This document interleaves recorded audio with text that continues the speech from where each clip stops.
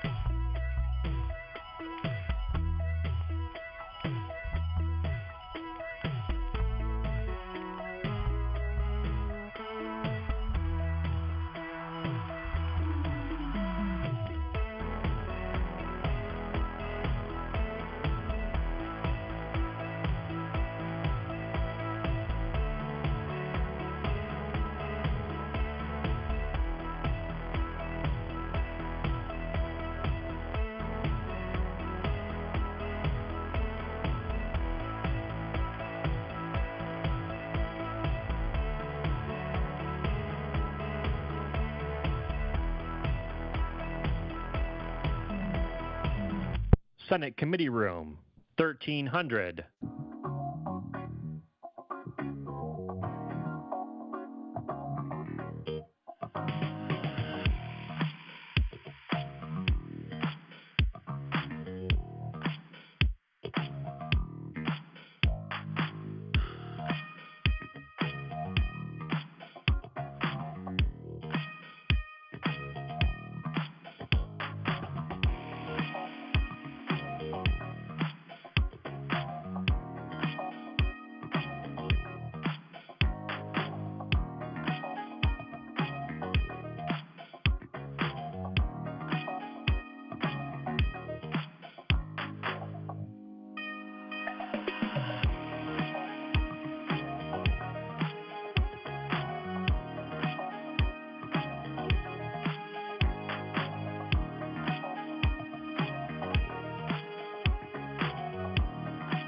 Did you know live Senate video is now available at youtube.com/@Senate of Virginia.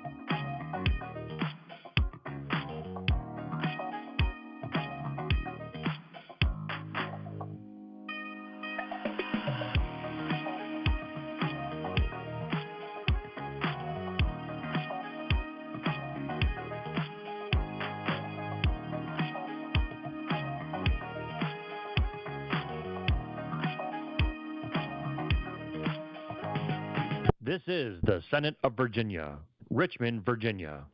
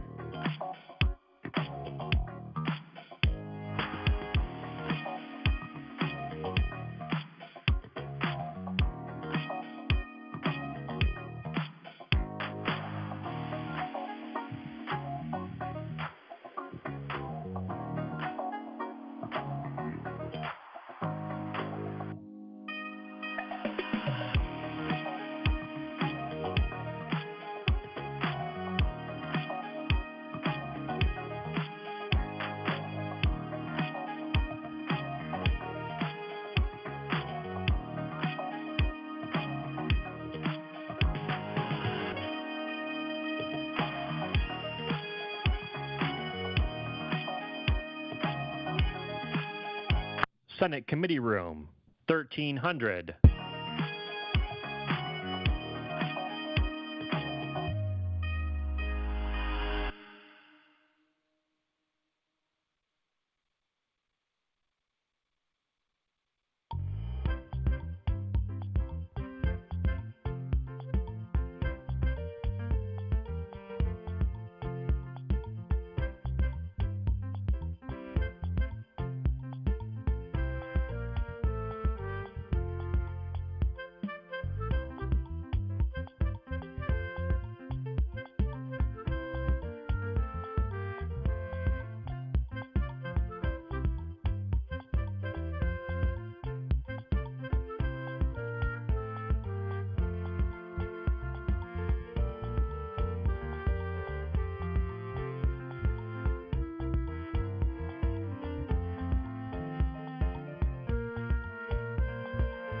This is the Senate of Virginia, Richmond, Virginia.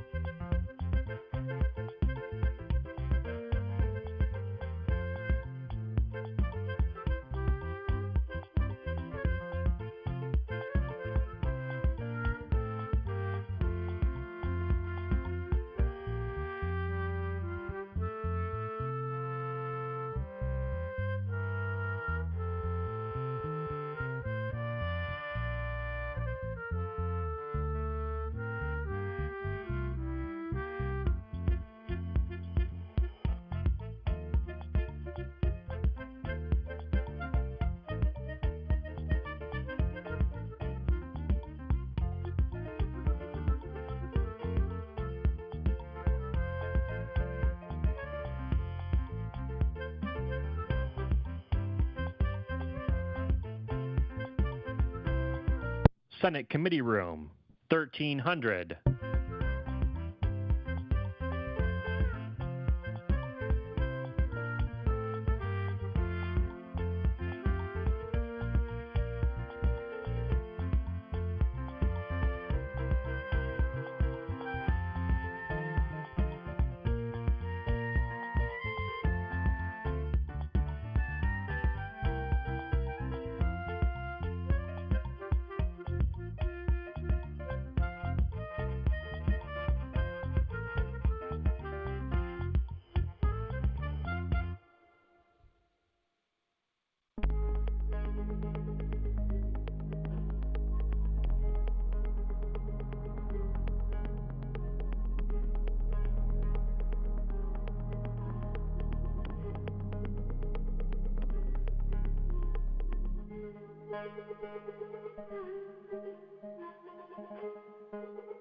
Did you know live Senate video is now available at youtube.com/@Senate of Virginia.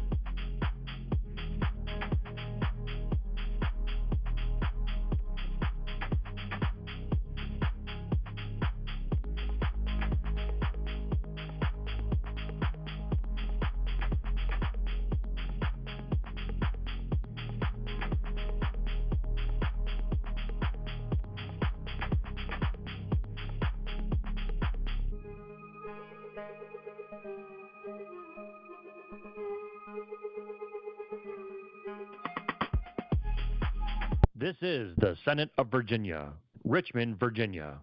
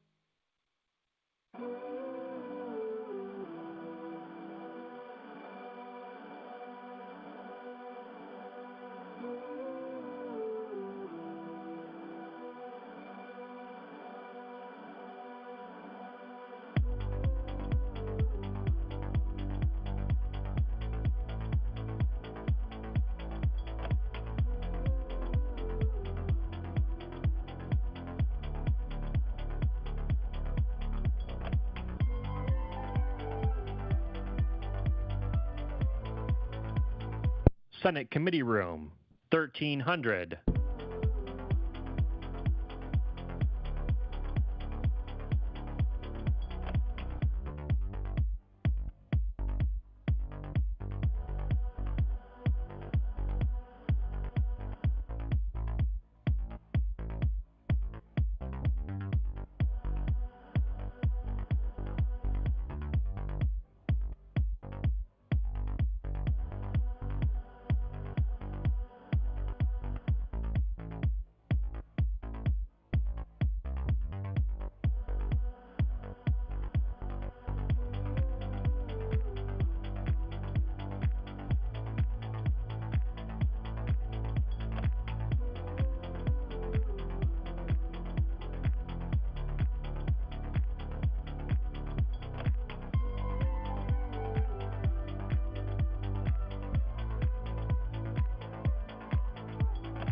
This is the Senate of Virginia, Richmond, Virginia.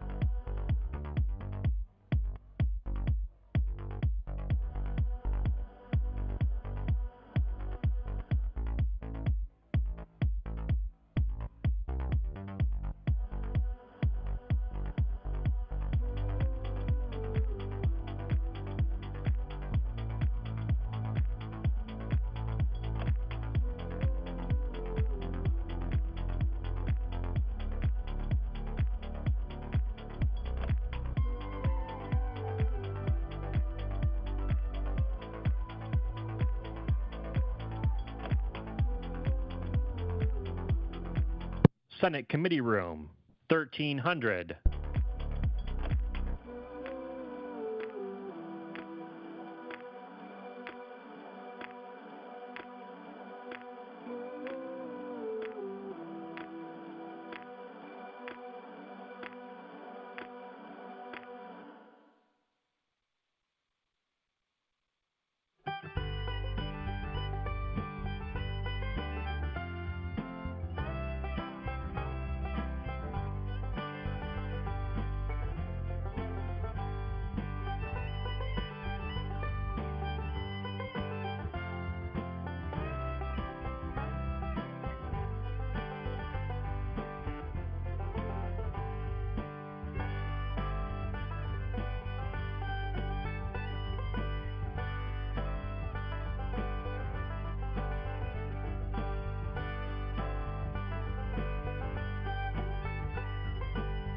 Did you know live Senate video is now available at youtube.com/@Senate of Virginia.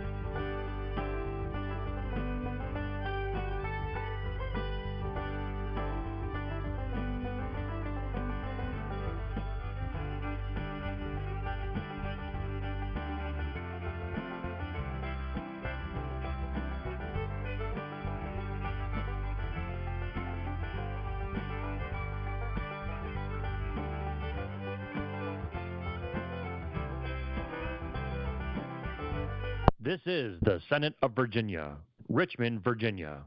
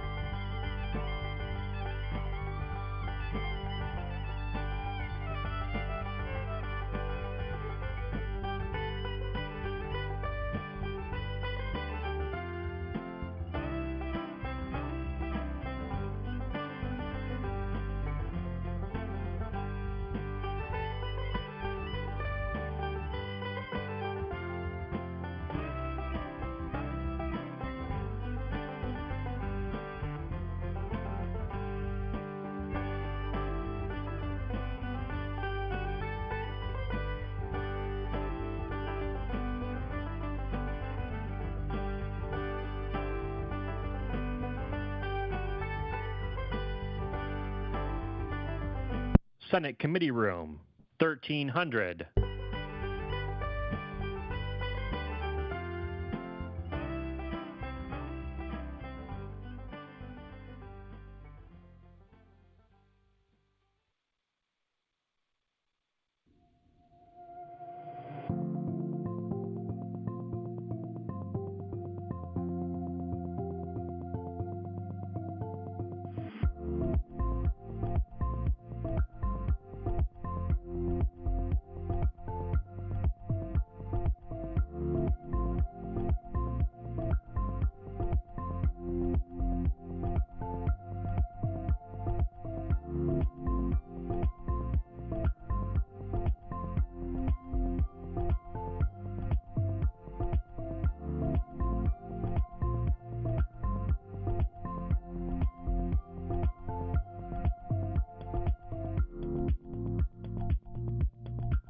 This is the Senate of Virginia, Richmond, Virginia.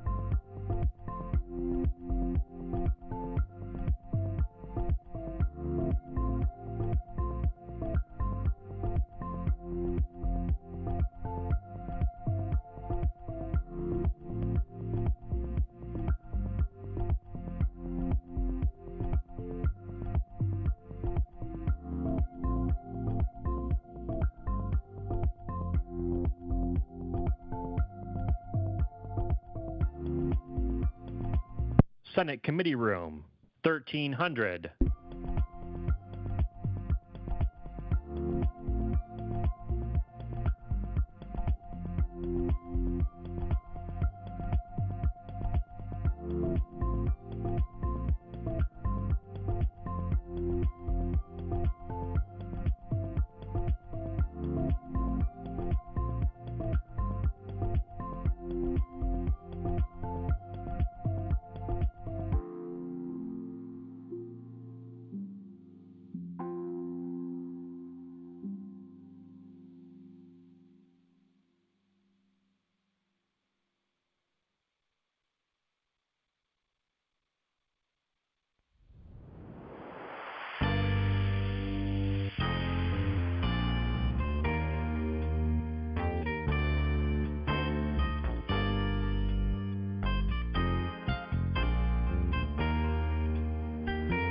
Did you know live Senate video is now available at youtube.com/@Senate of Virginia.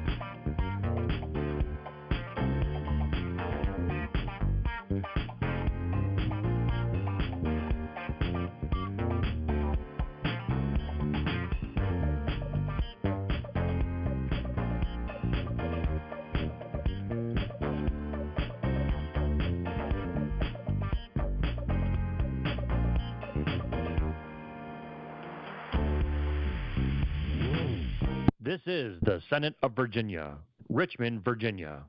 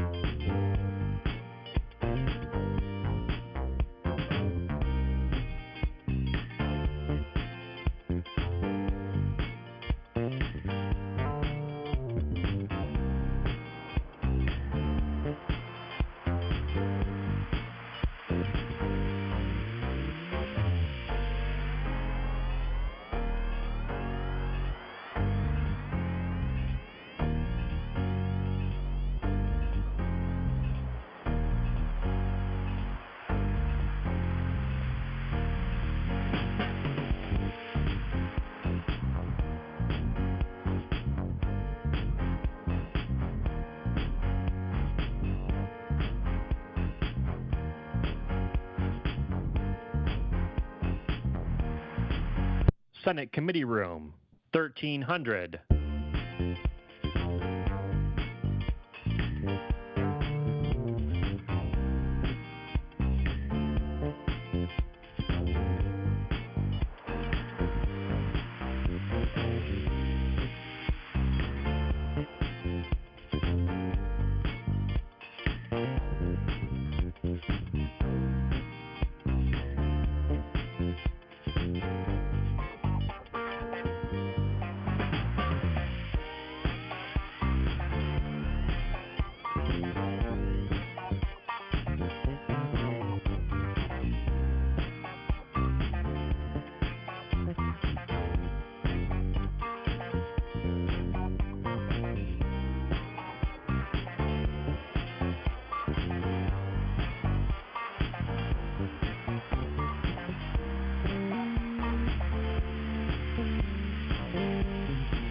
This is the Senate of Virginia, Richmond, Virginia.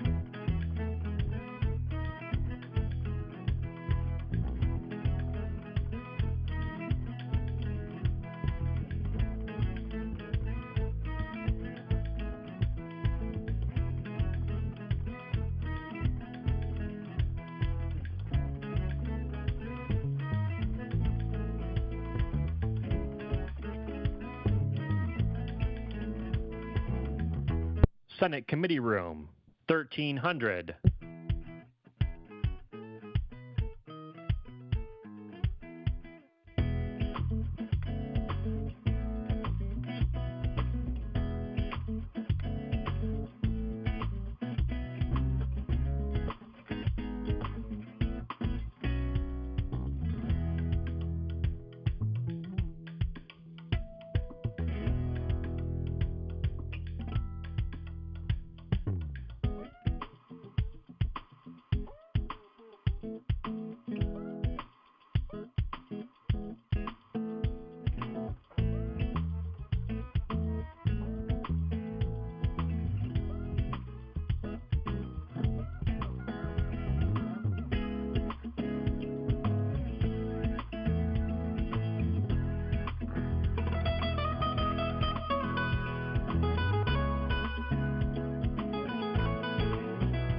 Did you know live Senate video is now available at youtube.com/@Senate of Virginia.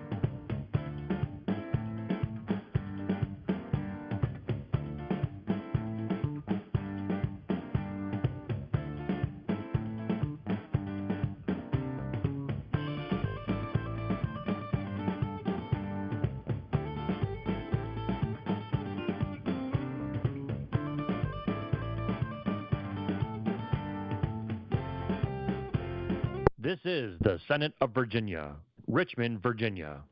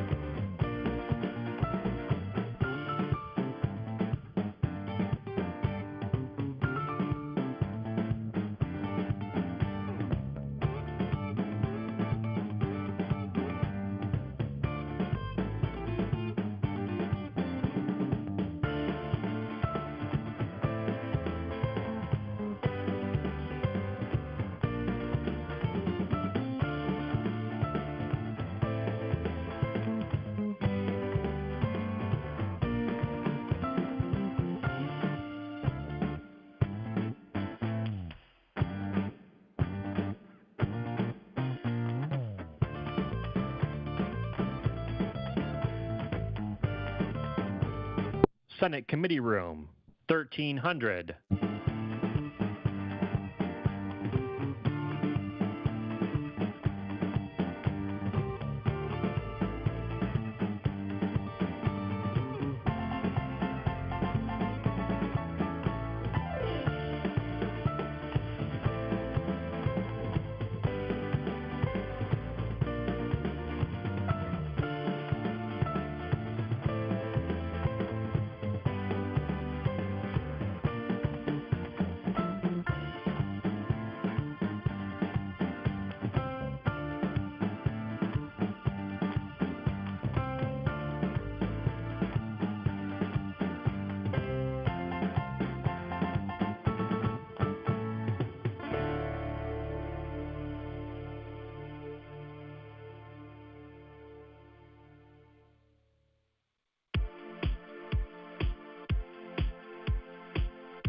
This is the Senate of Virginia, Richmond, Virginia.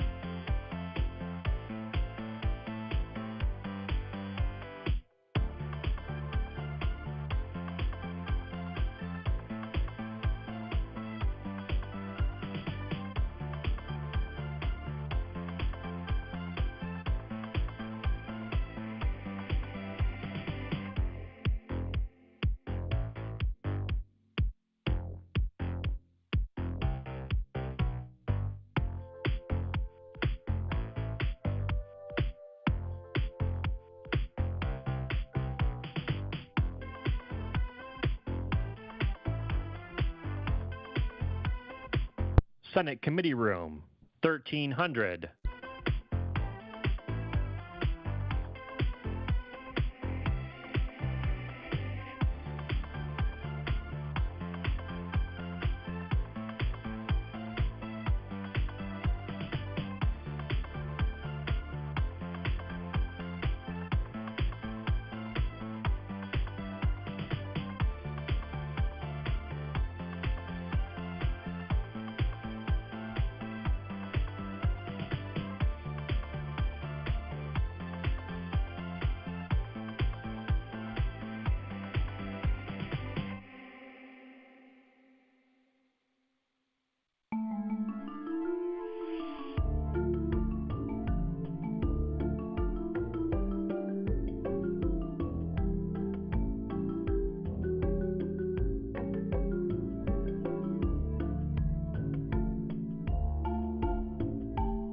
Did you know live Senate video is now available at youtube.com/@Senate of Virginia.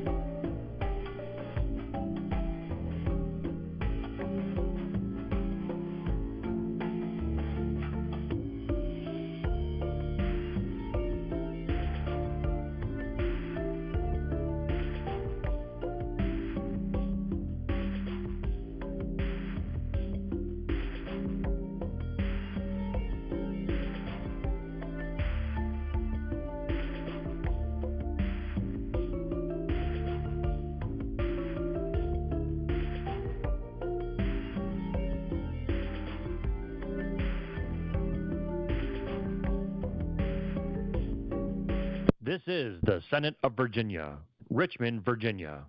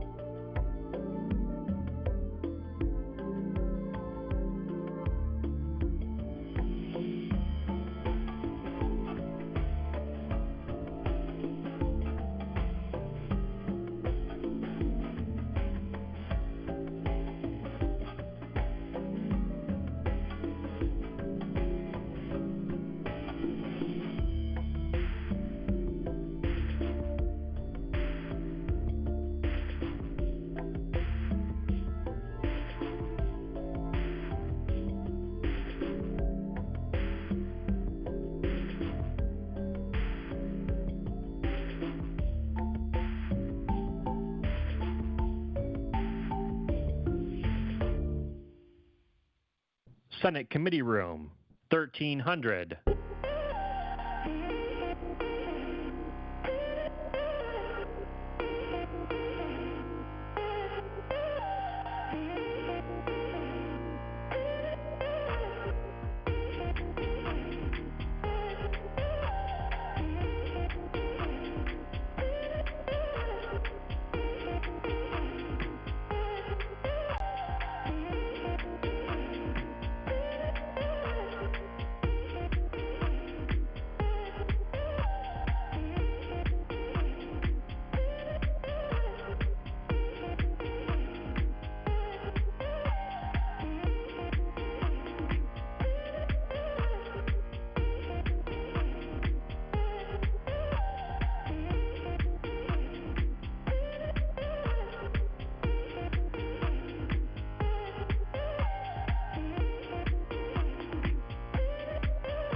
This is the Senate of Virginia, Richmond, Virginia.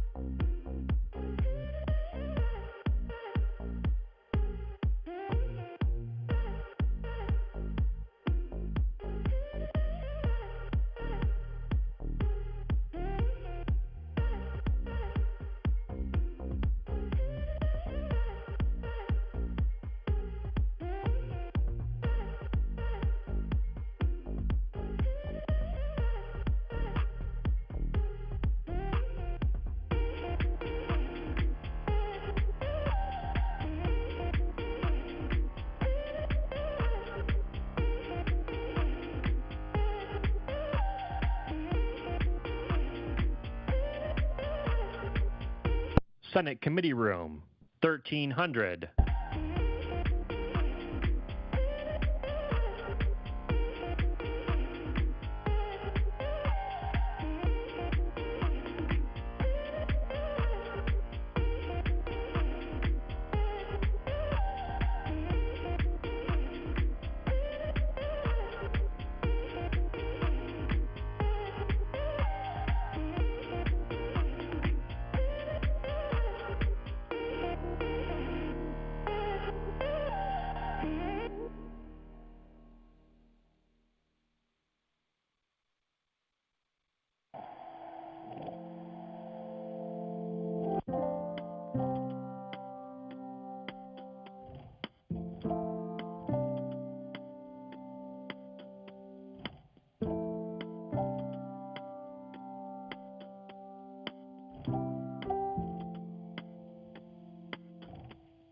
Did you know live Senate video is now available at youtube.com/@Senate of Virginia.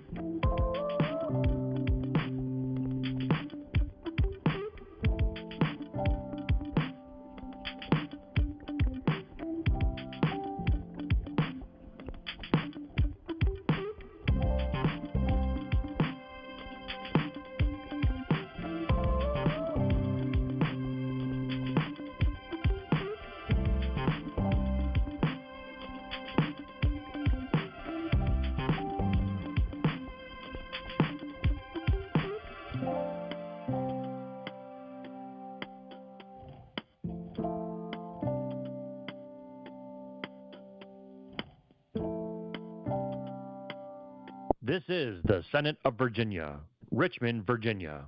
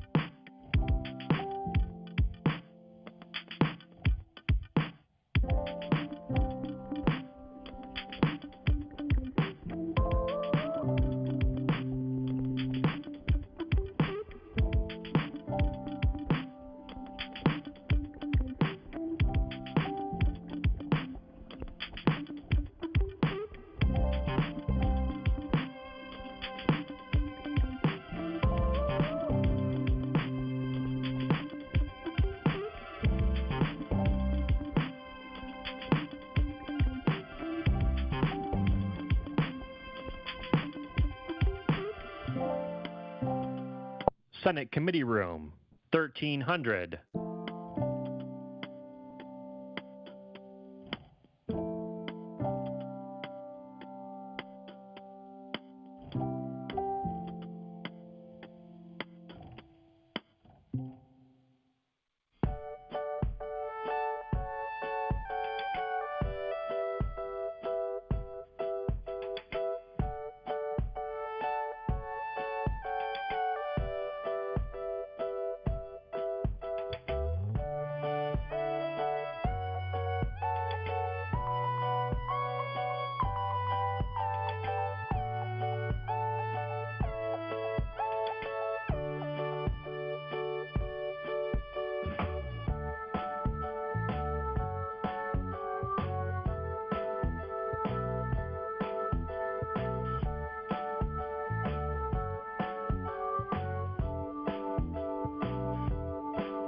This is the Senate of Virginia, Richmond, Virginia.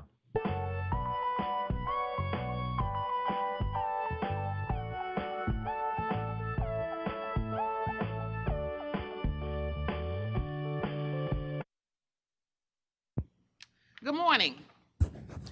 Today, the committee has one of our regular meetings outline of the session to hear updates. We will hear several presentations to inform us about revenues. HR 1 and its impact on Virginia tax conformity, a financial update from ABC, and an overview from the Virginia Lottery. Now, I know we're not going to take any votes today, but do we really want to do a roll call? Madam Chair, we certainly can do that. And I can say, And I understand that Senator Serval and Senator Favola are on virtual?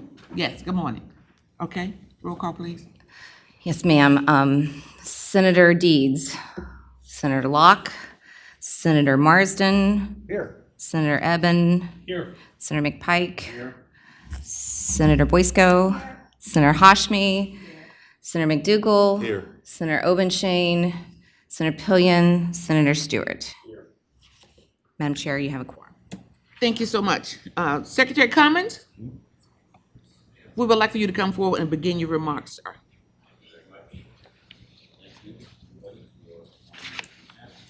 We have the results for August.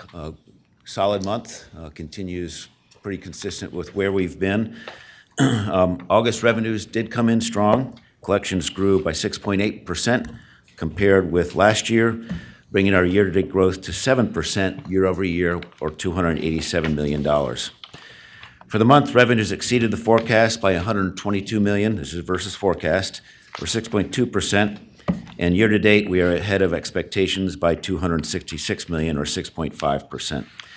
I think very importantly, since this is generally another low revenue month for a number of revenue sources, payroll withholding really carried the day for us.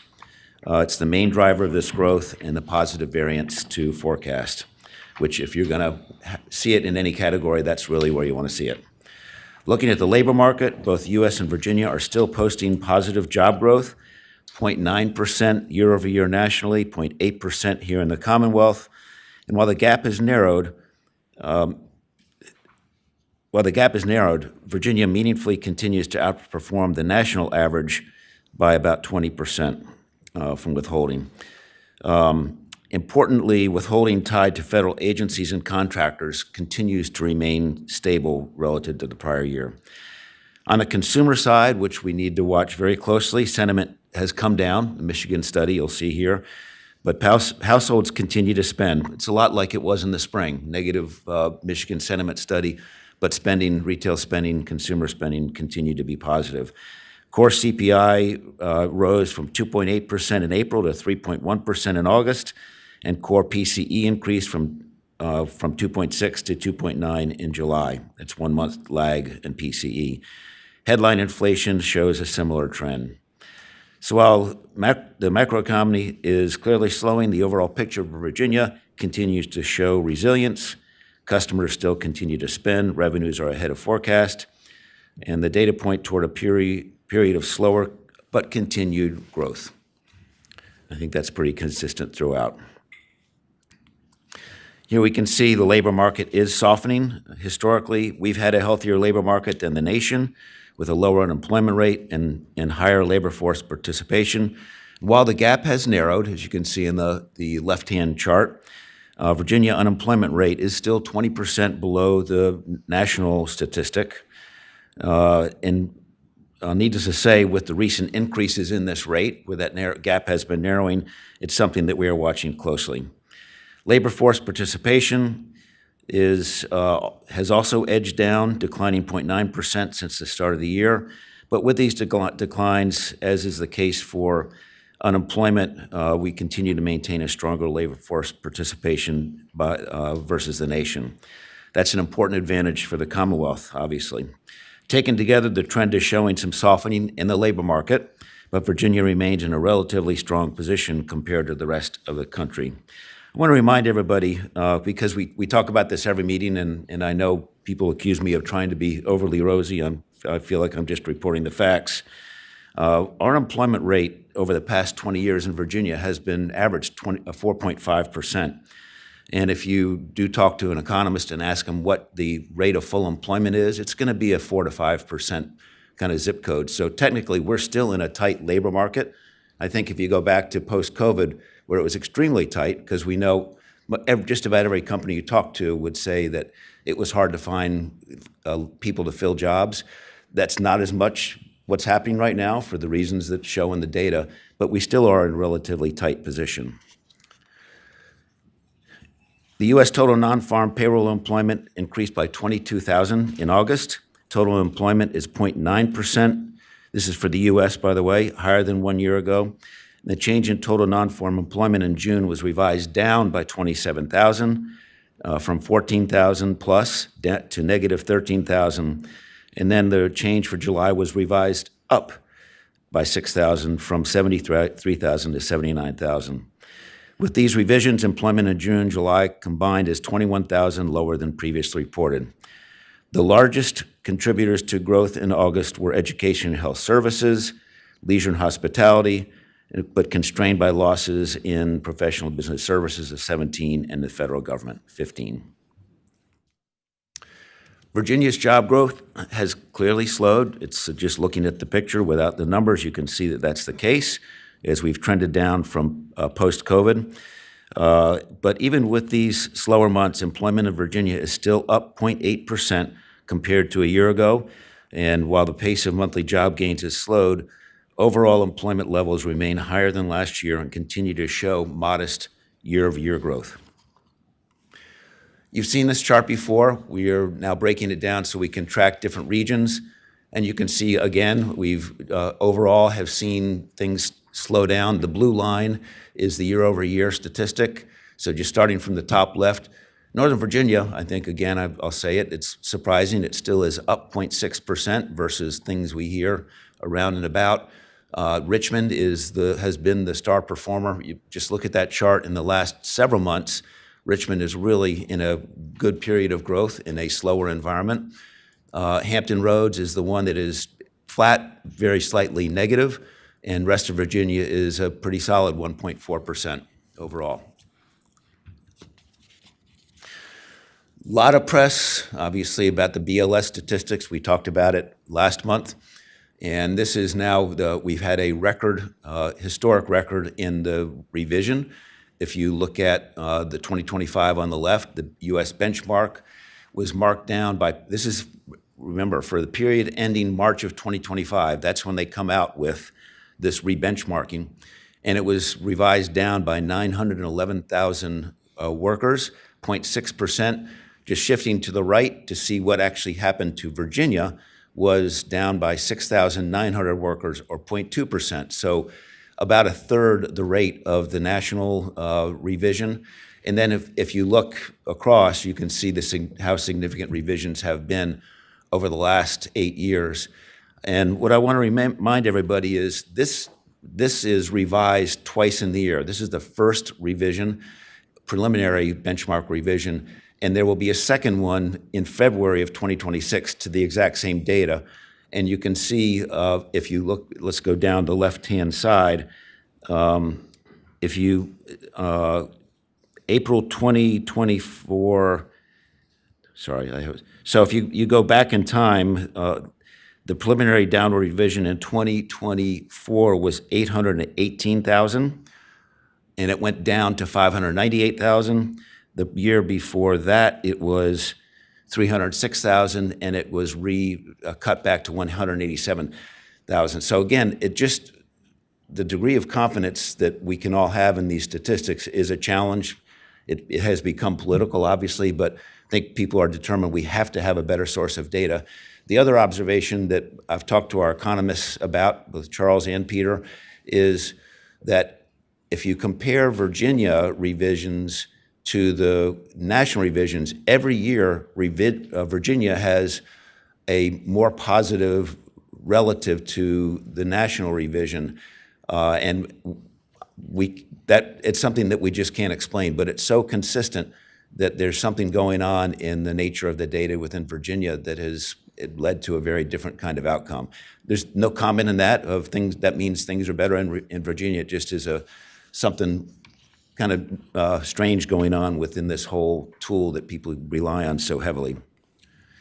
Unemployment claims, you can see the data tracking for unemployment claims in Virginia.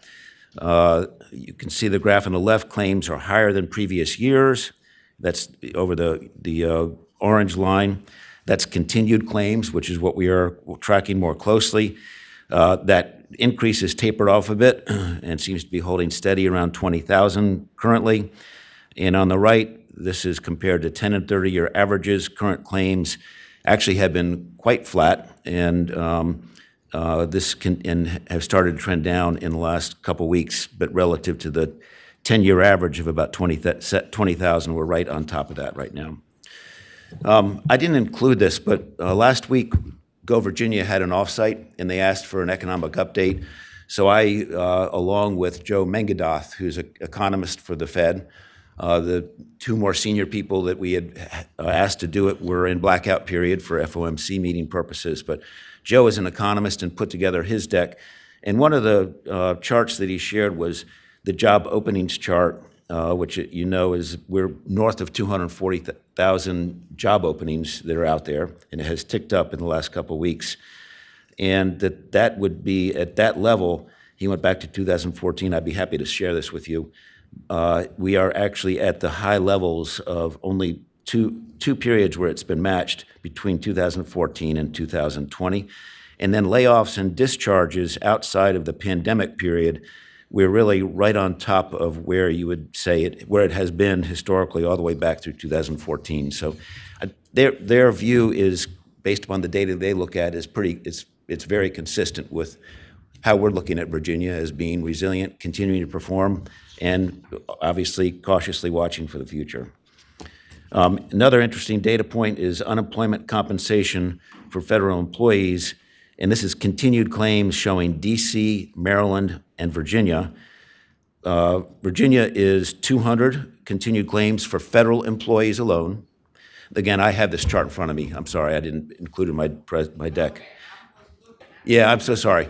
But continued claims, and I'll send it, April, to you, because I think this is really telling on what's going on in the different, within the district. That Virginia is about 200. Maryland is 600 continued claims for federal employees, and DC is 1,600 continued claims for federal employees. So a lot of different experience. I think that reflects a part of that is the nature of the agencies that are in Virginia. Remember, this is place of work, so it's going to change the data somewhat, but I think indicative of what's going on across different agencies. You've seen this chart before. Our tax team now tracks all federal employees who live in Virginia and what's the withholding data year over year. And the words of our economists that it is not statistically significant differences from the prior year. There's a timing difference in the January-February data, but beyond that, it's pretty darn close, as is the case. It's down 7% in August after being up 7% in July, and you can see on the right is the top 100 contractor withholding payments living in Virginia, and the same conclusion there. Inflation, definitely seen an increase here. Inflation less food and energy, this is national, obviously, is ticked up, and this is across core and non-core measures of CPI and PCE.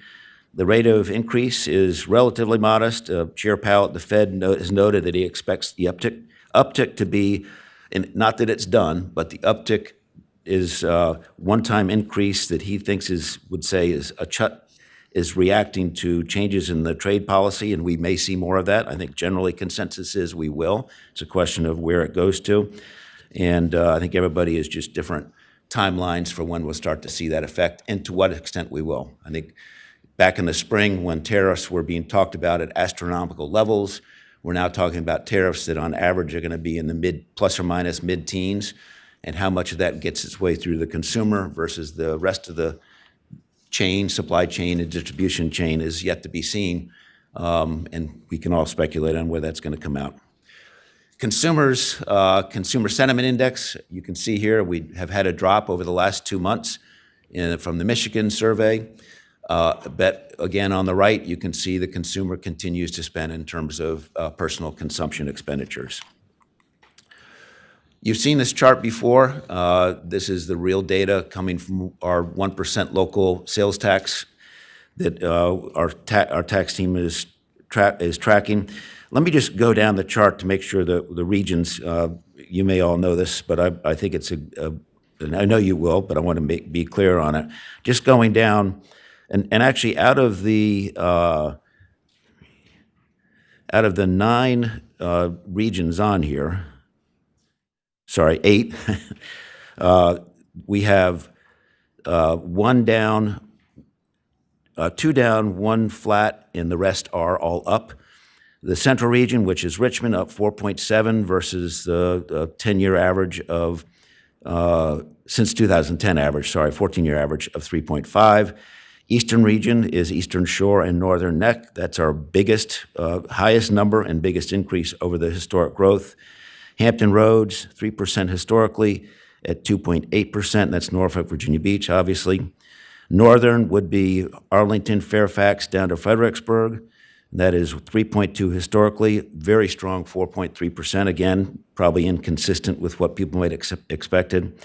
South side is Danville, Martinsville, 3.3 history, 4.9%, 2025. Southwest, Bristol, 1.8 and down to 1.5. The Valley would be Harrisonburg, Staunton, 3.8 down to 3.2. And West Central, Roanoke, and Lynchburg, down 3.2% down to 0.7.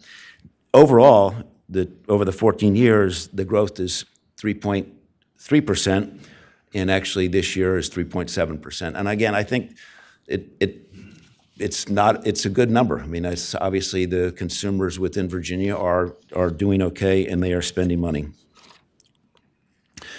Housing supply. I know we hear a lot of anecdotal stories about housing prices and what's happening to our neighbors. Here's the data from Virginia Realtors that has plugged into every MLS service to give us this data. They provide it. We've talked to them directly to help us make sure we get this in a timely manner. But you can see on months of supply, yes, it's ticking up everywhere. The green, this, even if you're not colorblind, this is a hard chart to follow, but Nova is green, and that is the bottom. If I go to the far right of the left-hand chart, it is the bottom number, which shows that we were back in January at less than 1 month of supply in Nova of housing stock, and we're now approaching 2. And you can see every region is up.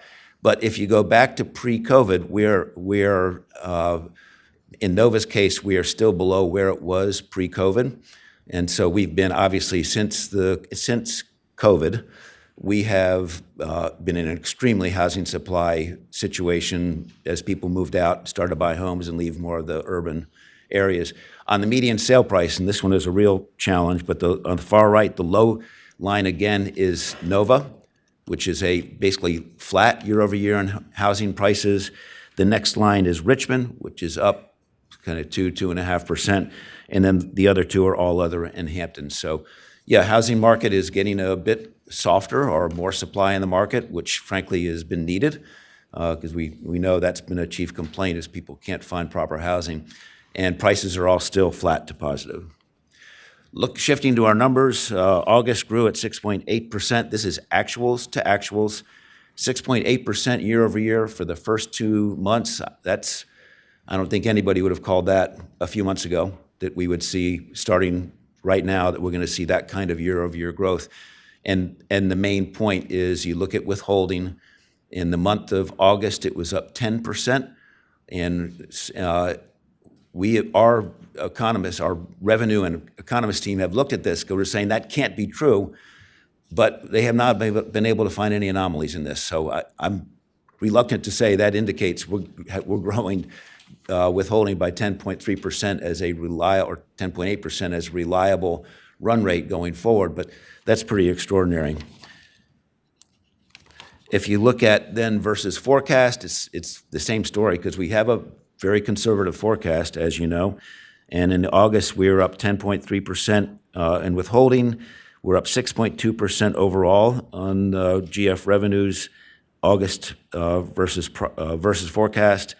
And then on the far right, we can see that we are 8.5% ahead of our forecast for withholding year to date and 6.5% or $266 million ahead year to date versus forecast.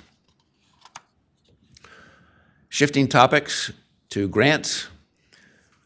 With the exception of higher ed, we've been tracking our federal agencies, all of the executive branch agencies, very closely. We have weekly updates that we provide through our cabinet meetings. And as we all know, grants were paused very broadly to review compliance with various executive orders. And they've been largely tied to discretionary programs like IIJA and the IRA. Over the course of time, since the new administration came in, $2.5 billion was paused for review. And as of this week, about $315 million remains paused. That's down from $515 in May. We were at $412 in another prior report. We had another $100 million that was released in the past week. So out of all that activity, actually very little of it has stuck. And I will say it is, it's not been a passive activity. There's been a lot of discussions with the Washington administration to talk about what's the real intent here. And we think that that may be inconsistent with what you're trying to get to. So I declare a great success on this. Higher ed, this is new because higher ed, as you know, they don't have to report to us, and when we ask, they usually don't want to. But through Op6, which April is a member of, we built this into their Op6 request for information. So every higher ed institution provided to us very detailed information on the specific grants that were paused and have been terminated. And you can see here it's 289 paused grants, estimated at $269 million. Overall, the 6 R1s are 99%, but as you can imagine, the 2 big R1s is 84% of the total. Some of that may be released. They're still working on it. Our administration is helping in certain cases around that. So we would hope that that would come down, but it's definitely going to have an impact, as we know, in funding and the stranded costs that they may have to now cover for themselves, as well as the administrative, the administrative expenses that the schools have to pick up versus what it was in the past. So this is something that's going to be a challenge to address where this all shakes out. This is on the current portfolio of grants, and the question will be, what does the future look like? So it's not a one-time impact. What does the future look like for these institutions in continuing to maintain this activity in their schools? And I think there's a lot of important work that they're going to have to do to make sure they have a plan for that. Bottom line, though, to date, is that there have not been many at all of layoffs around this. And most have chosen to let's watch this, let's kind of carry through some of this stuff using our own resources until we see what really does stick. And here's the chart you've seen before that shows where the grants frozen lie and what the amount is. Not surprisingly, a lot of it is HHR, and the vast majority of that would be COVID-related funding that was going to expire in 2026, largely not being used because it was specific to the activities within reacting to the pandemic, and those we have assumed for the most part are going to be terminated. Conclusion, I think it's pretty clear. I feel very good about where Virginia is right now. Certainly hope that continues. There's no indication that we would expect a dramatically different outcome in the foreseeable future. We're $266 million ahead of what we had projected year to date. That's just for the 2 months. Withholding and sales are the 2 main sources, which are our biggest sources. So at the end of the day, for the 2 months, the other areas of revenues are not very meaningful in these 2 months. And we'll see a lot of activity in September. That's an important month because we get estimated payments. So that's going to be a new important set of data that comes in. And certainly economic conditions do indicate softening. I would say the probability odds out there of a recession are still a third or less in terms of probability, so nobody is, well, not nobody, but most of the world is not expecting to see a meltdown. And Virginia continues to see low unemployment and significant open positions relative to where it's been historically and relative to the rest of the country. That concludes my remarks, and I'm ready for any questions you have. Any Oh. questions of Secretary Cummings? Senator Evans?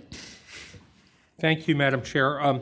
Appreciate that. I've got two questions, or actually several. One is about the federal Solar for All grant that we had $156 million had been taken back, and I was wondering if we're fighting to keep that money like the other states are, or if we're just going to give that money back to the federal government. We haven't given anything back. The exact status of that one in particular, I'm just not familiar with, so I can get back to you on that. But we're continuing to have dialogue about everything that is still in play. Okay, and to follow up on another topic, Madam Chair, you said the higher education institutions were asked to identify, paused, or suspended federal grants, and that was 289 grants. Do we know the nature of those grants? Is there any kind of pattern, or do we know what any of them are for? It's 270 different grants. A lot of it is NIH related, as you can imagine. That would be the largest component of that. Largely health? Largely health, yes. Thank you. And I can get you more backed up on that as well. I see Senator Favola has her hand up online, and then we'll go to Senator Marston and then Senator McPike. Senator Favola? Thank you, Madam Chair. And thank you, Secretary Cummings, for the presentation. My question is the state tracking the loss of federal grants to localities or to our local public school systems? No, we have not. Okay. We don't have a means to do that from the localities. Some of the pass-through grants to education we would be able to get data on, and I have to look to see what that looks like and what might be included. Okay, Madam Chair, one follow-up question.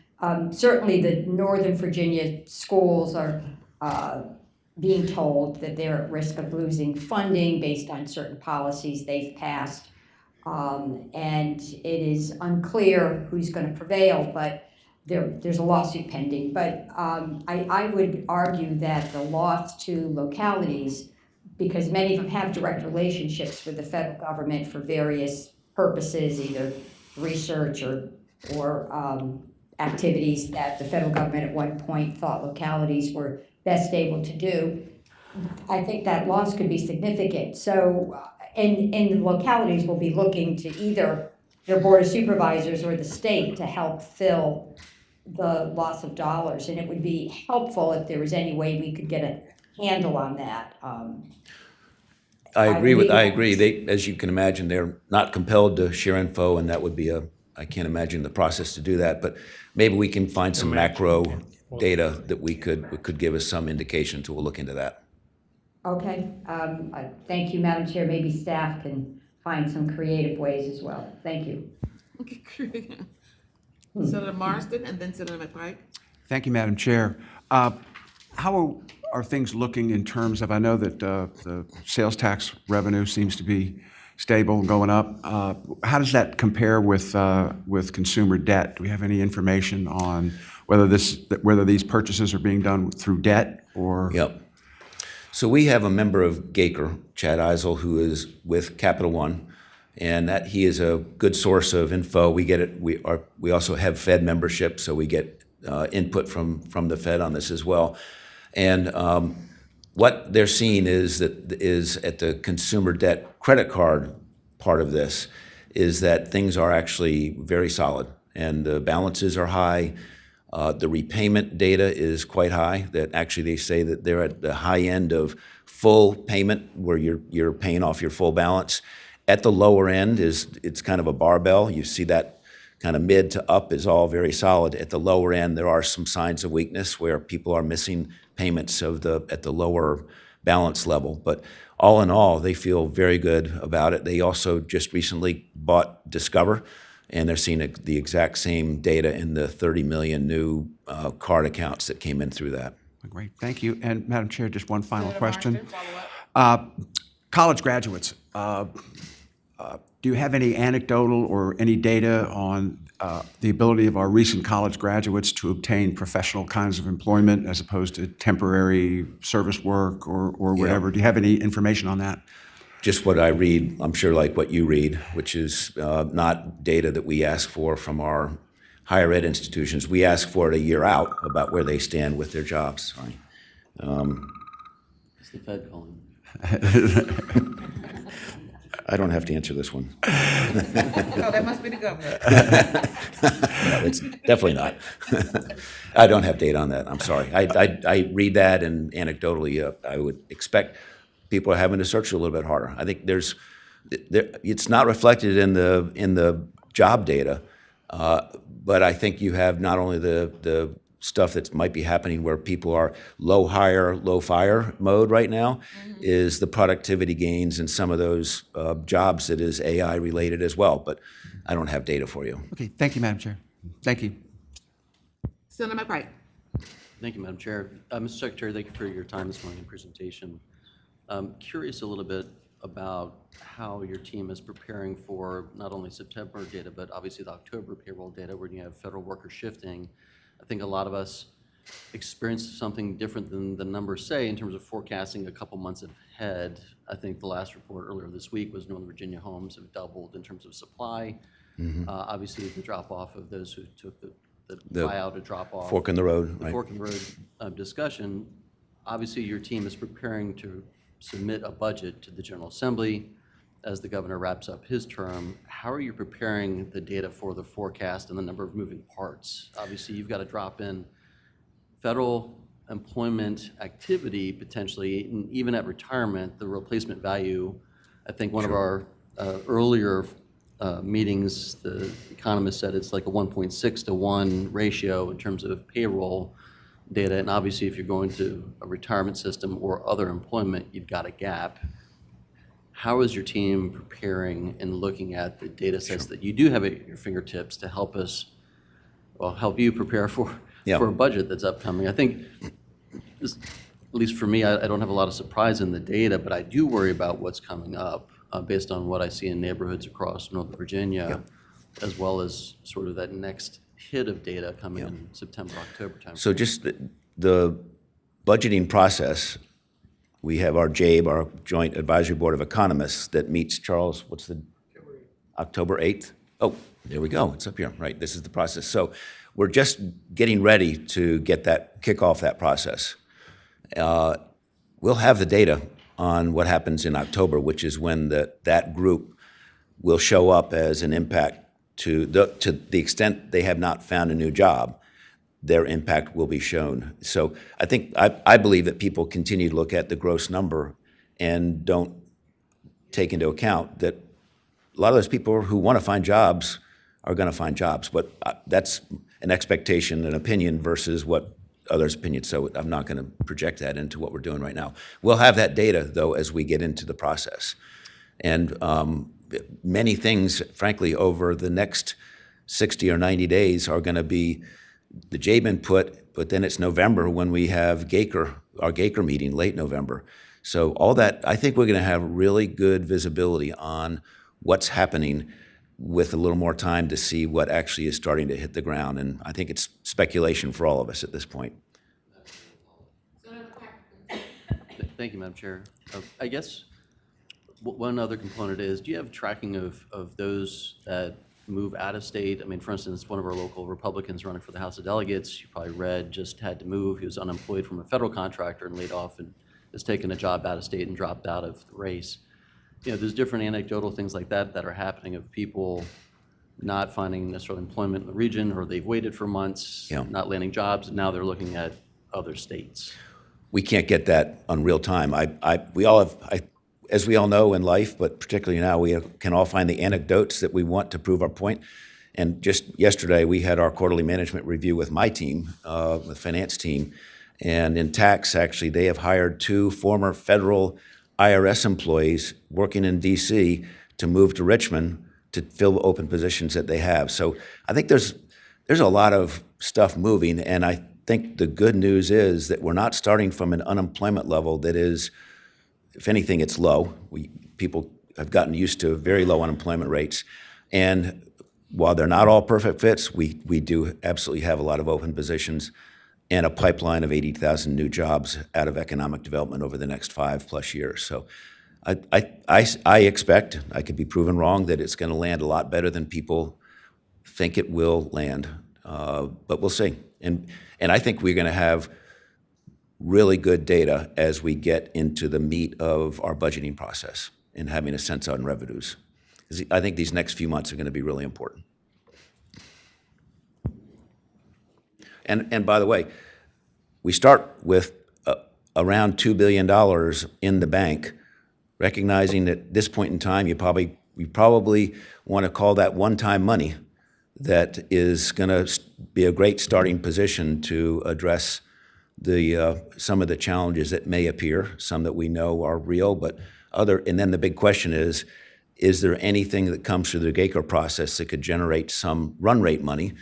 But we also know that within Medicaid and re-benchmarking in K through 12, we have some big new obligations to take care of. So it's going to be complicated, but I think we're going to be well prepared to leave behind a good budget. If there are no further questions, I'd like to just thank you, Secretary Cummings, for your presentation. Thank you very much. Thank you. And next, we will have Kristen Collins from the Department of Taxation, who will update us on actions under H.R. 1 related to Virginia tax conformity. Good morning. Good morning, Madam Chair. Good morning, Kristen Collins from the Virginia Department of Taxation. Good to see you all today. So the purpose of my presentation today is to explain at a very high level the key provisions of H.R. 1 that could impact Virginia tax returns, and also share the preliminary estimates that our team has generated on the potential impact to Virginia revenues. So as you all are aware, H.R. 1 is the large bill that passed Congress July 4th of this year. Among other things, there were a number of tax policy provisions in there, both tax extenders, so extending existing provisions in existing law that were set to sunset, and also modifying some new provisions, and also making some modifications to provisions of existing law, like some of the TCJA, Tax Cuts and Jobs Act provisions. So a few caveats before we get into the details, just because there's a lot in the bill, and I just want to clarify what I'm focused on today. Yeah, is that an understatement? So many of the provisions that have been discussed don't impact Virginia revenues. So things like changes to federal tax rates, and most changes to tax credits, that doesn't impact the Virginia return. It just impacts individuals and businesses' federal tax returns. Many of the individual provisions, particularly a lot of those that have been headlines in the news, are really below the line adjustments. So things like you've seen about tips, overtime, deduction for seniors, those are things that fall below the adjustment for income, so those don't flow through to the Virginia return. But we have done a preliminary analysis of what those things would look like if the General Assembly wanted to adopt a similar policy, and I have a slide towards the end of the presentation I'll touch on briefly, but that's not what we're talking about when we talk about tax conformity. Those aren't things that impact income that flows through to the Virginia return, and would require a separate action of the General Assembly, legislative action. And then finally, there are some provisions that have an indirect effect on revenues regardless of whether Virginia returns. So things that you've seen about the state and local tax cap, the cap on that deduction, the SALT cap, and the federal standard deduction increase. Those are things that could impact decisions on the Virginia return. So under Virginia law, a taxpayer must itemize or claim the standard deduction on their Virginia return based on the election they make on their federal return. So when there are federal tax policy changes that drive that decision on the federal return, it will also impact their decision on the Virginia return. However, those things will flow through to Virginia regardless of whether the General Assembly conforms or not. They don't have to make a conformity decision on those things. And those things are handled through the revenue forecasting process. And then finally, those of you who probably recall a lot of the TCJA discussions back in 2018 and 2019, you might recall that a big component of the Tax Cuts and Jobs Act and the revenue impact on Virginia was individuals' decision whether to itemize or claim the standard deduction, because the TCJA had some really big changes to the standard deduction. It had a lot of limitations and reductions in the amount of itemized deductions individuals could claim. And then also Virginia's standard deduction was much lower at the time. So those things aren't really as significant in the current bill in HR 1. So that's really the current revenue impact that we're looking at when we talk about tax conformity in Virginia is really driven largely by a limited number of business provisions. So there are a lot of provisions that will flow through to the Virginia return, but only a few will have a significant impact on Virginia revenue. So just wanted to kind of put all that out there for a little bit of context, because there's a lot going on and it can be extremely confusing. So first, just a quick recap of where Virginia is in terms of conformity. So tax conformity, as you probably all are aware, pertains to any definitions of income at the federal level that are the starting point of the Virginia tax return. So for individuals, we're looking at what their federal AGI is. That's the starting point of the Virginia tax return, and then any Virginia modifications are made to that amount. And then for corporations, we're looking at federal taxable income. So again, looking at the federal income definitions and then going from there. And Virginia generally conforms to federal law with a few limited exceptions that the General Assembly has adopted over time. So historically, Virginia had rolling conformity up till 2003, So rolling conformity means that when Congress takes action, the state would automatically adopt those provisions. No affirmative action required of the legislative body of the state. And then if the legislative body disagreed with any items, they would have to enact legislation to specifically deconform from those items.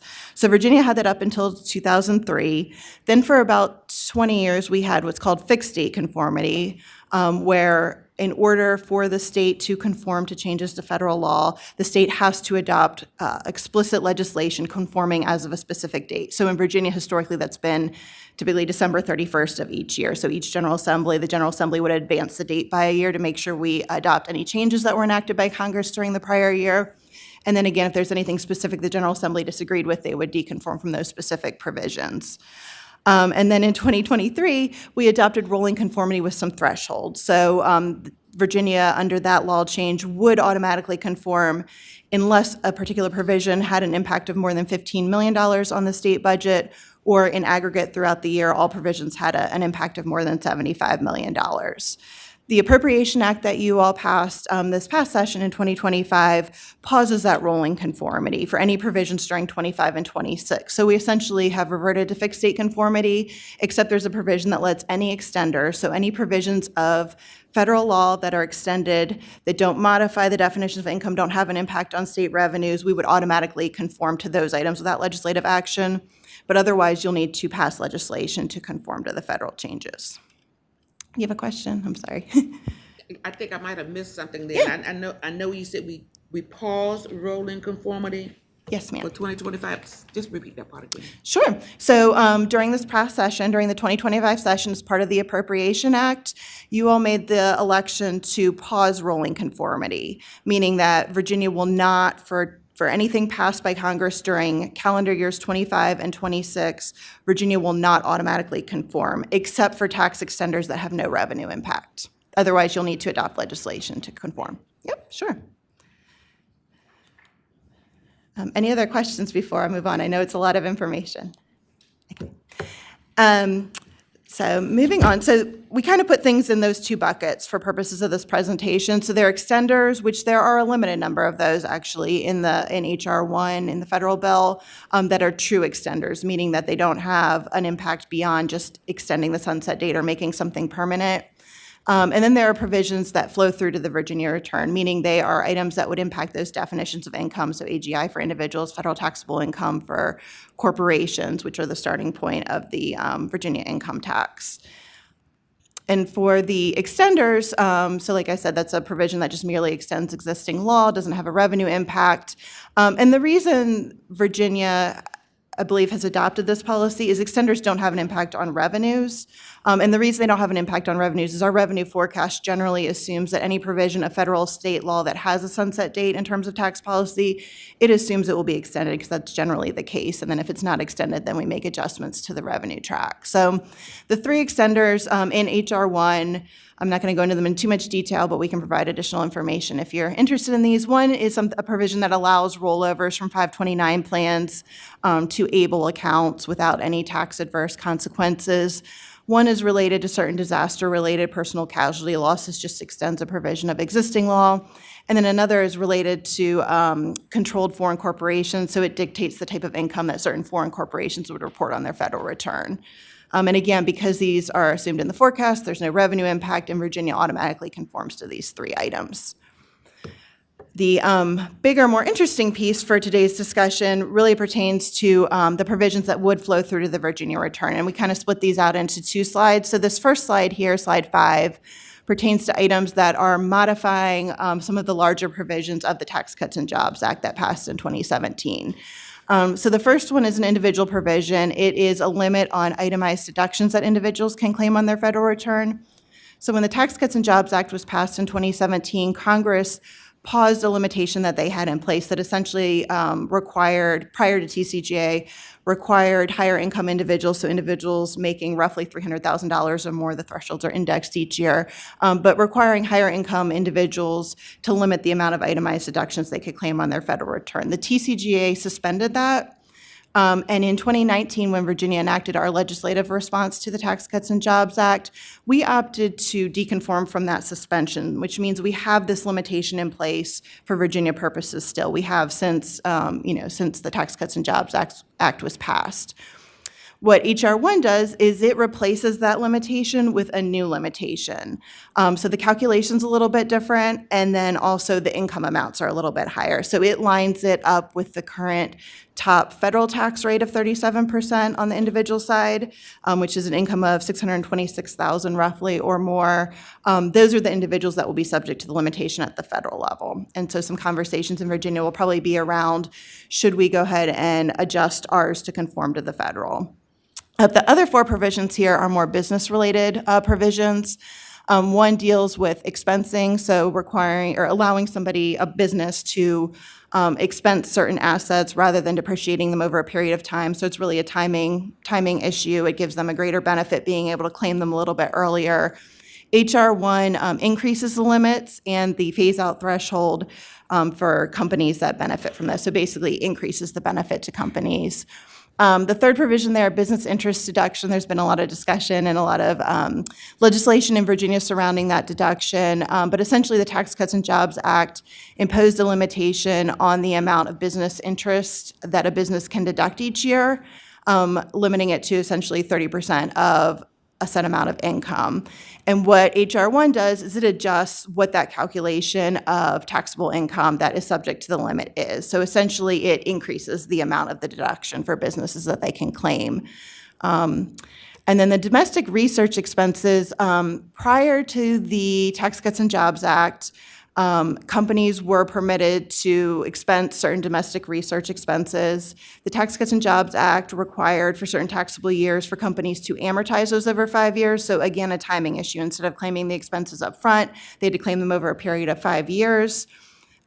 H.R. 1 allows an immediate deduction, so basically reverts to the pre-Tax Cuts and Jobs Act law.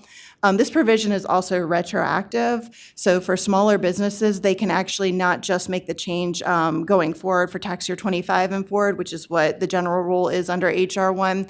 They can also go back to their tax year 22, 23, and 24 returns and claim the deductions immediately, expense them immediately, get a bigger benefit. And we'll get back to that in a minute because that's a lot of what's driving some of the negative revenue impact when you look at the totals. And then finally, the opportunity zones, those were enacted as part of the Tax Cuts and Jobs Act, essentially to create incentives for investing in certain economically distressed areas, provided some preferential tax incentives for those investors, essentially deferring and excluding certain gains. And so H.R. 1 allows that prior program to sunset. It was set to sunset in 2026. It allows the sunset and then replaces it with a brand new program that is permanent and restructures some of the requirements there. All right, and this one I'll hit a little bit quicker. So these are some other of the key new policy items. So these are not Tax Cuts and Jobs Act provisions. These are our entirely new provisions. And you can kind of put them in two buckets. One is there is a floor for charitable contributions, both on the individual and corporate side, which did not exist before, meaning you only benefit after a certain percentage of the amount of charitable deductions you can claim if you're an itemizer for individuals and then for all corporations. The floor is 1% for corporations and 0.5% for individuals. So that has a positive revenue impact that partially offsets some of the negative impact. And then a special depreciation allowance for certain qualified property. And it's for existing manufacturing facilities and then also, improvements to existing manufacturing facilities and then also the cost of new manufacturing facilities. And this is something we call bonus depreciation, commonly referred to as bonus depreciation. Virginia has historically deconformed from these type of bonus depreciation provisions. So there's Internal Revenue Code sections 168K, L and M, I believe, are the three that we deconform from currently. This adds a new one, 168N.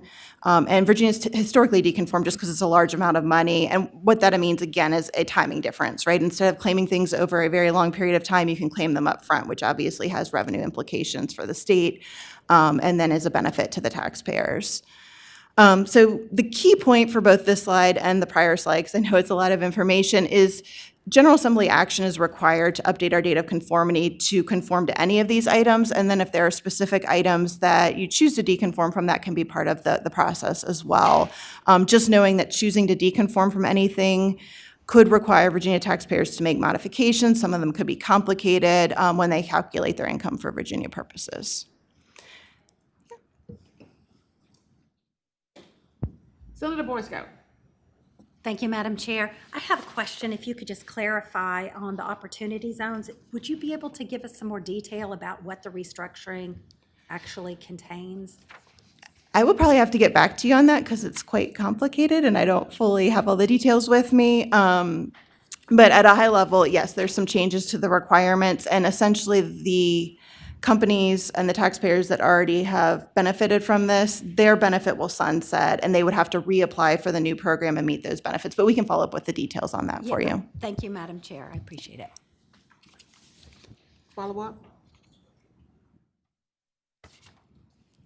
Right. Okay, so slide 7 is probably the key slide that you as the Senate Finance and Appropriations Committee are focused on. This is the bottom line, revenue impact to Virginia, assuming Virginia were to conform to all of the provisions listed here. And I will say, too, these estimates are preliminary. Our team does the routine analysis, the same analysis we would do anytime Congress passes legislation. But we do make updates to our models each fall when the revenue forecast is updated, which generally isn't a significant change, but the numbers could shift slightly. So just kind of that disclaimer, if you see something, $1 million off here or there, that's what's going on there. So the bottom line is like I mentioned at the beginning, the revenue impact is driven by the business provisions, not so much the individual. As you can see, the individual impact estimated in fiscal year 26 is very small, about $1 million. In 27 and 28, it's actually a positive offsetting impact, largely driven by the charitable contributions floors that I had mentioned. On the business side, it's really driven, the majority of it's driven by two provisions. So the bonus depreciation provision that I had mentioned, so that's the, fourth row up from the bottom, special depreciation allowance for qualified property.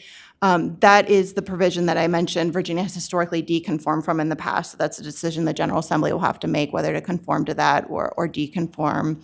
And then the domestic research deduction that I had mentioned previously, a large amount of that revenue impact is actually driven by the retroactive nature of the change. So as you can see in fiscal year 28, that's about a $79 million negative impact versus the $400 million in fiscal year 26. So about $320 million of the fiscal year 26 impact of that provision is due to the retroactive piece. So that could be a decision point to whether to conform to the provision fully, deconform, or consider the retroactive nature if we want to conform to that piece.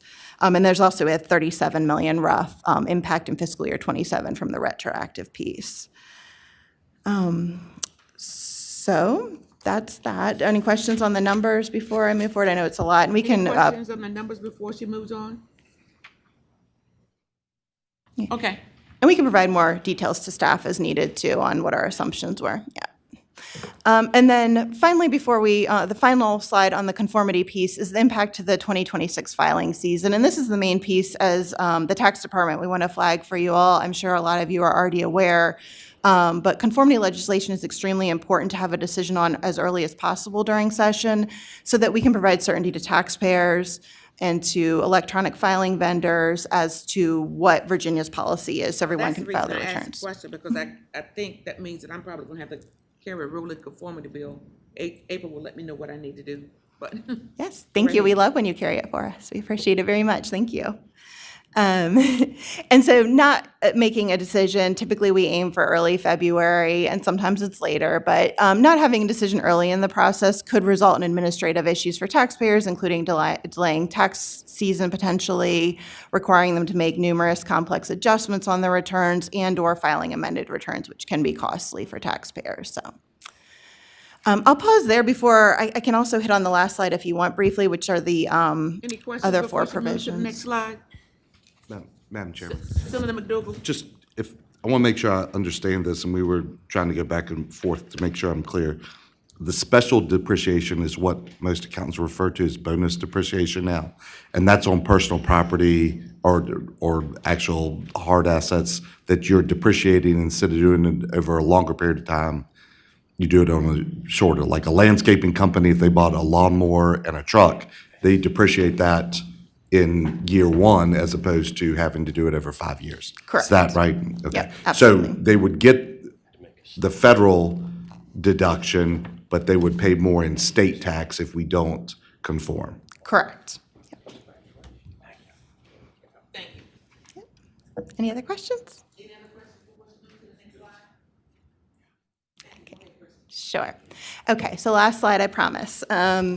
So this last slide, like I mentioned at the beginning of the presentation, there are some provisions that are not part of the conformity discussion. If you all elect to advance the date of conformity and conform to all the provisions of HR 1, you would not pick up these items, and that's because they are below the line on the federal return. They don't flow through to the Virginia return.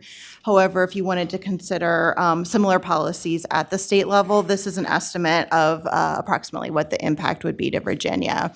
So the first one is a charitable deduction for non-itemizers, and what that means is generally only taxpayers that elect to itemize can claim a deduction for charitable contributions. This is a separate deduction for those who claim the standard deduction for any charitable contributions that they make. And Congress did something similar in 2020 and 2021. They had a $300 charitable deduction for non-itemizers. Under HR 1, it's a slightly larger amount. It's $1,000 or $2,000 for a married couple filing jointly that they can claim for their charitable contributions, even if they don't itemize. The second item is the no tax on car loan interest. So for certain car loan interest that has to qualify, essentially final assembly of the vehicle they purchase must be in the United States to qualify for it. Individuals can claim a deduction of up to $10,000 for the interest for that vehicle. And then there are phase outs based on income thresholds. So $100,000 for a single individual or $200,000 for a married couple filing jointly, it would start to phase out. The no tax on tips, and that was one that you all considered in some legislation last session, as well as the last one overtime. But the tips deduction, and it changed several times in HR 1 before it was adopted by Congress, but the final iteration was a deduction of up to $25,000 for qualified tips received by an individual in certain occupations, with phase-outs of income at $150,000 for a single individual, $300,000 for a married couple filing jointly. And the IRS recently published some guidance on what industries this applies to, and it's pretty long and detailed there. And then finally, the last one is no tax on overtime, and this is a deduction for up to $12,500 or $25,000 if you're a married couple filing jointly for overtime pay given during a taxable year. So this is only for Fair Labor Standards Act pay. Highly compensated individuals are not qualified for it, and there's also a phase out for this for income over $150,000 or $300,000 for a married couple filing jointly. And the IRS very recently, like I believe within the last couple of days, issued some draft forms and schedules on what these things would look like on the federal return, which helped the states confirm our understanding, which is that it was a below-the-line adjustment because there was some ambiguity earlier on in the process, and also gives tax practitioners an idea of how it would mechanically work. Additional questions for Kristen? You've been thorough. Well, at least we ask our questions in between your presentations, so thank you for letting us do that. Thank If- you all very much for your time. Thank you. If there are no further questions, next we'll have Dale Farino, Chief Executive Officer of ABC, and he will present an update on the authority's finances. Good morning, Madam Chair. Good morning, Well, members of the good morning, committee. Dale. I'm going to give you an overview of what's happening at Virginia ABC. I'm going to talk about industry trends. I'm going to talk about what we're doing, where we are in FY26 all the way out through 31. So the spirit industry trends and risks for our 26 budget. The spirit industry continues to experience unprecedented headwinds, resulting in negative year-over-year growth expectations. And that's due to several factors. You have inflation, you have discretionary spending going elsewhere, you have competing alcohol beverage products, RTDs, you have cannabis, you have the generational changes in alcohol consumption and buying habits of consumers. Mixed beverage licensees, those are the restaurateurs that are buying their spirits for the restaurants.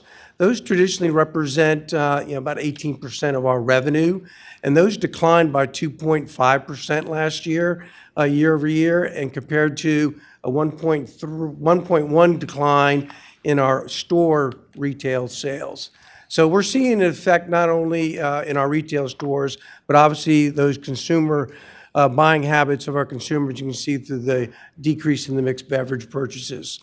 Supplier price decreases will result in reduced retail sale value to us.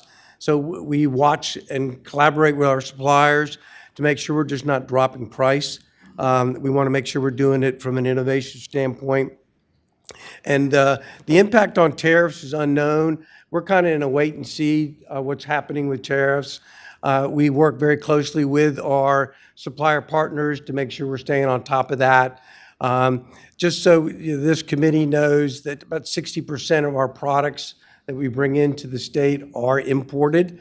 And out of that, as we all know, tequila comes from Mexico. It's 100% is imported. And that growth is probably one of our largest growth categories in the state, up to almost 21%. And the highest growing category year over year at 7.28.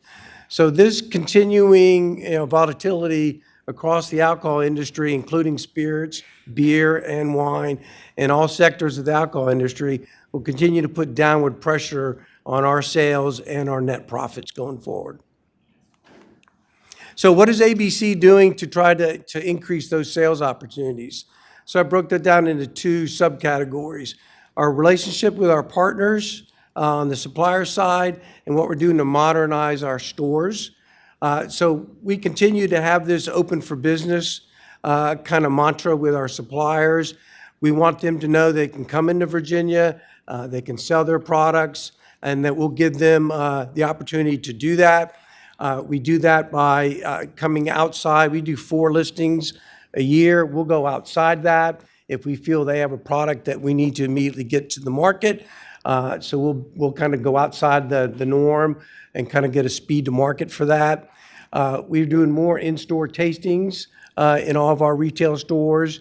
We're increasing shelf space, and to do that, we're having to obviously go through and delist those items that are not selling well. So we work with our supplier partners to make sure we're having the right parameters as to what we list and delist. And we continue to do regional barrel events and celebrity signing events throughout the year to help draw consumers into our stores. Then on our stores, we started with piloting a store in Carytown as a concept store where we wanted to try new things that we think we could roll out to the rest of the fleet of stores to kind of make that shopping experience better for our consumers. So we went in and we redid the layout. We redid the actual signage in the stores. We did some security upgrades to help deter theft in our stores. We expanded and created tasting areas in these stores. We've added frosted glass on the outside so people just couldn't walk in or walk by and see what was in the stores on our shelves. So we're using that store as a test bed to try new things from marketing that either our marketing team comes up with or in collaboration with our suppliers, their ideas we'll bring into this concept store, try it, and if it is working, then we'll roll it out to the rest of our fleet of stores. And then what are we doing to maximize our profit commitments to the General Assembly? We continue to review all contract renewals and purchasing requests that are greater than $10,000. So we meet weekly and go through every expense that's over that $10,000 threshold to determine if that's something we need to do. We continue to have opportunities to reduce our operating costs without negatively impacting our store revenues.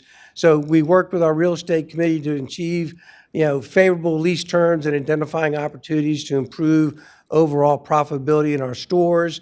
We continue to evaluate opportunities for retail locations, and we do seek the legislator feedback prior to finalizing those decisions. We are currently have no new store openings planned in the foreseeable future. We to date have closed 2 stores, and we have another 11 or so that we're working through for lease to come up and terminate. So we are looking at our stores to help reduce our operating costs, which will help maximize our profits. We continue to also, when someone leaves the authority, we just don't automatically backfill that role. We actually bring the leadership team in, and we go through and analyze whether that role needs to be backfilled or not going forward. And we do that so that we kind of make sure that we're continuing to keep the business continuity going, but we also want to make sure that that role is needed within the authority. So cost structures doesn't necessarily scale when sales decline. And basically what I wanted to point out to this committee, about 11% of our budget is within departments that have no real ties to our revenue. So that's our regulatory enforcement and licensing, our legal and hearings departments, and our community health and engagement. Those departments, regardless of what's going on with retail sales, they are out full force, 24/7 doing what they need to do, and we do not cut those back when sales start to decline. Store personnel and operating expenses to support our 400 retail stores are not reduced when sales go down. We need those people in the stores to keep the stores functioning. We try to work with current lease agreements, and we lack a termination for convenience clause in our leases, which means if sales aren't going well in a store, we don't have the ability just to shut that store down because of the lease. So we have to go through the lease before we can actually have that store close.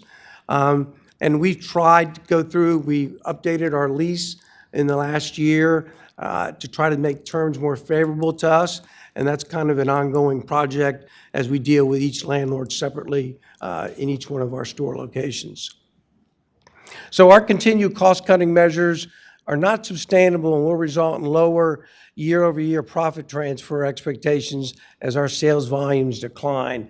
So we understand what's in front of us, and we have to continue to look at ways to maximize that profit. And we do that by the things that I just mentioned previously. So here I want to kind of talk about, there are 6 columns going across.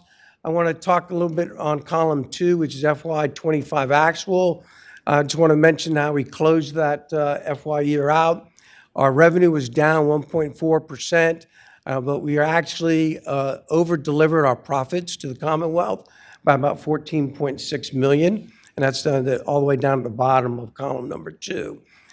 And if you look over at column number 4, the blue, that's our current budget that we're currently operating on. We do see a revenue forecast down 1% for the year. We also see operating costs actually increasing from the prior year, FY25.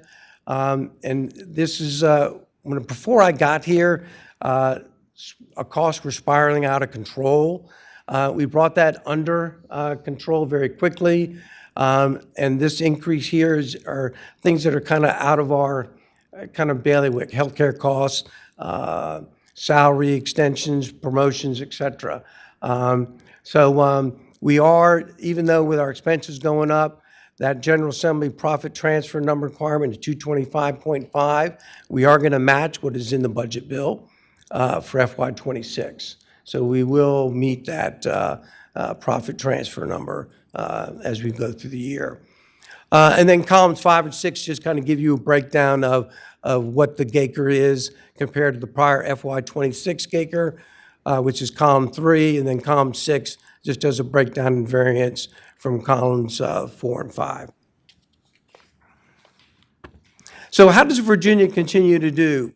We measure ourselves with our other control states, and this chart here shows you by month for rolling 12 of how Virginia is doing compared to all the other control states in the United States. And that far right block there with the 12-month aggregate growth, you can see the control states and their actual revenue growth is down 1.7, and ABC is only down 1.1.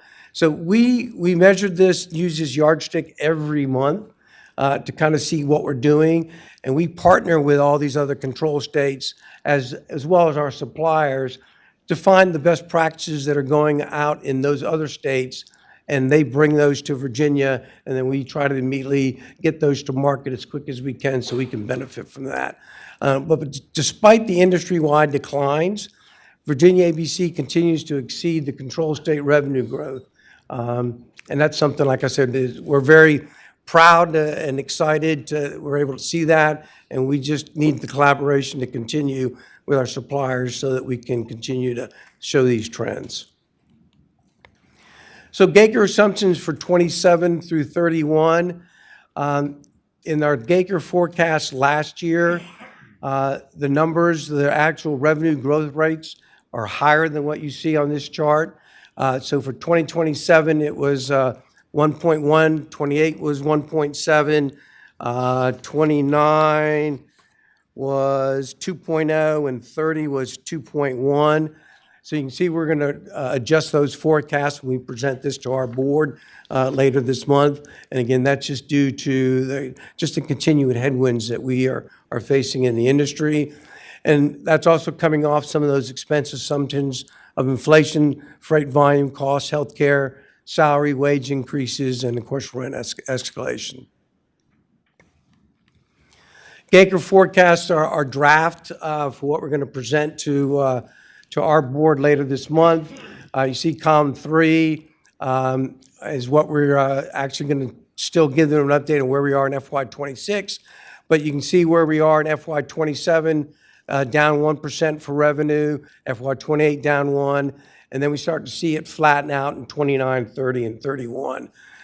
But so what does that mean for us? You can go down to the bottom where it talks about the net profit forecast. You can see those numbers starting to decline as we go out in years. So we need to continue to look at our expenses, analyze those expenses, find other revenue streams. Anything we can do to boost that bottom line are things that we're all trying to focus on at ABC. Infrastructure cost. So one of the biggest things, so we have about $21 million in infrastructure costs that we would like to entertain over that next 4-year period. The number one priority for us is number one there. Our point of sale system, the hardware for that, end of life is FY28. That's about $13 million to replace all those, the cash registers and the scanners and everything that goes along with that. So we are going to kind of talk to you about, how can we go ahead and move forward with some of that. The other projects on here, other projects that we just need to do to keep up with technology. If we don't do these, then we'll start to fall behind, and that will start to impact how we do business. So what are our key takeaways? So our ongoing efforts, despite the greater than expected industry-wide declines, we continue to take deliberate steps to maximize revenue opportunities, manage our costs effectively to deliver our commitment to the Commonwealth.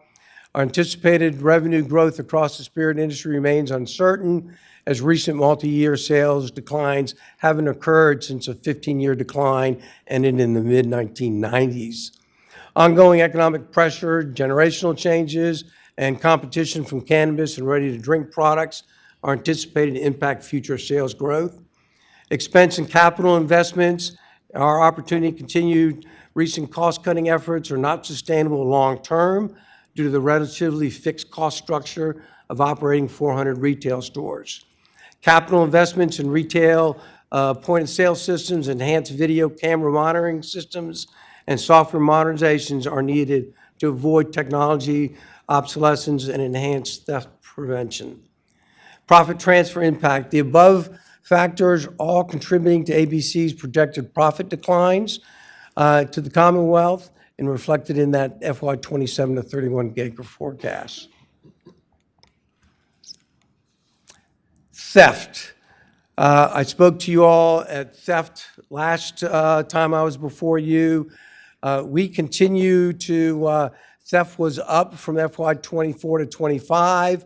We're projecting or seeing it to go down in FY 26. But what I wanted to bring to everyone's attention is, nationwide retail theft is projected to be a 1.6% increase in 2025.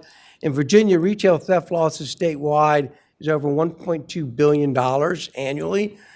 Virginia saw a 15% year-over-year rise in reported shoplifting incidents from 2023 to 2024. So what are we doing to minimize that? We now require original receipts when people want to return products to our stores. We've increased cycle counts within our stores to capture those fast-moving items to make sure that we're not seeing any shrinkage from them. We've turned around and we've utilized lock boxes and bottle locks on our high-end items in our stores. And if you were to go down to the Carytown store, which is our concept store, you'll see how we integrated these lock boxes into our displays so that customers can still see that product, look at it, and then if they need help, they just go get a retail attendee and unlock the box and give them their product. We convert high theft stores in Richmond and Portsmouth to counter stores. We've done that. I spoke to you all about that last time. Those continue to do well, but we cannot turn around and convert all of our stores to counter stores. We're reconfiguring our store layout and counters in one of our Norfolk stores to reduce access to high theft items. So every time we go in to do modernization, we're trying to position cash registers and aisles so that our sales associates have a view of the entire store as they look up from their cash registers. And as I spoke to you all before, our stores are sterile, they're parallel, and as you walk in, and more not of a spoke of a wheel with a kind of a checkout center in the middle where you can kind of look down every aisle and see what's going on. So we're trying to incorporate those types of things as we go to modernize all of our stores. We're trying to pilot the use of enhanced security cameras in our remodeled Richmond concept store. Wherever we can tap into a police department's real-time crime centers, we will allow and get with them and purchase the necessary equipment so that they're looking at our cameras in their live stores and while they're in their operations center. So if something were to happen in the store, we hit the alarm button, they're instantly able to see what's going on in that particular store. Partnerships and enforcement, we continue to coordinate and have consolidation with local law enforcement agencies. We do joint theft operations and investigations regularly with our law enforcement partners. We meet with them regularly to try to understand what their pressures are and how that affects what we're doing. So that helps us kind of look at our procedures and do we need to tweak our procedures to help our local law enforcement folks.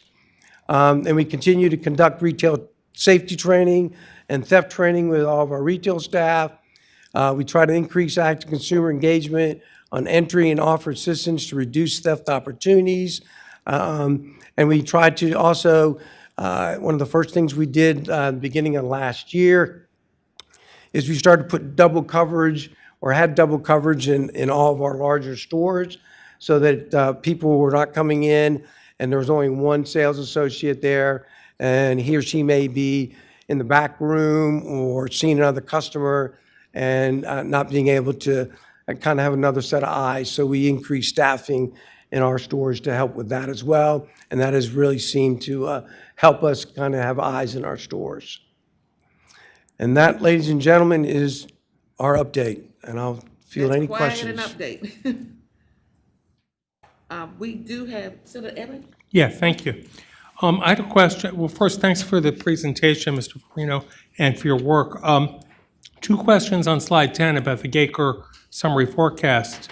I think it was in 2023 that you had some significant operating cuts in a number of areas, including marketing, staffing, and some IT. And you told us that with staffing, at least, when someone leaves, you evaluate the position again. But I'm wondering, to what extent are the prior cuts still maintained in this draft Gaker submission? So with those cuts, when we cut those particular roles, we were not bringing them back, so we just took those roles and filtered them out to other people, gave them more responsibility. So we're not going to miss a beat, if that's where you're going, Senator Evans, with that question? Well, that's on the staffing, I guess. But then the second part of my question was, are you evaluating things like the marketing and IT to make sure that those are not contributing to the decline in sales? Absolutely. So even though our decline in sales, you have to have some marketing. So we are spending money, if that's what you're at. We are spending money on marketing. We're not spending as much in that. We're trying to do it more efficiently in what we're doing. And we do that by partnering with our suppliers and what they're doing in marketing areas in the other control states and even the open states for that matter.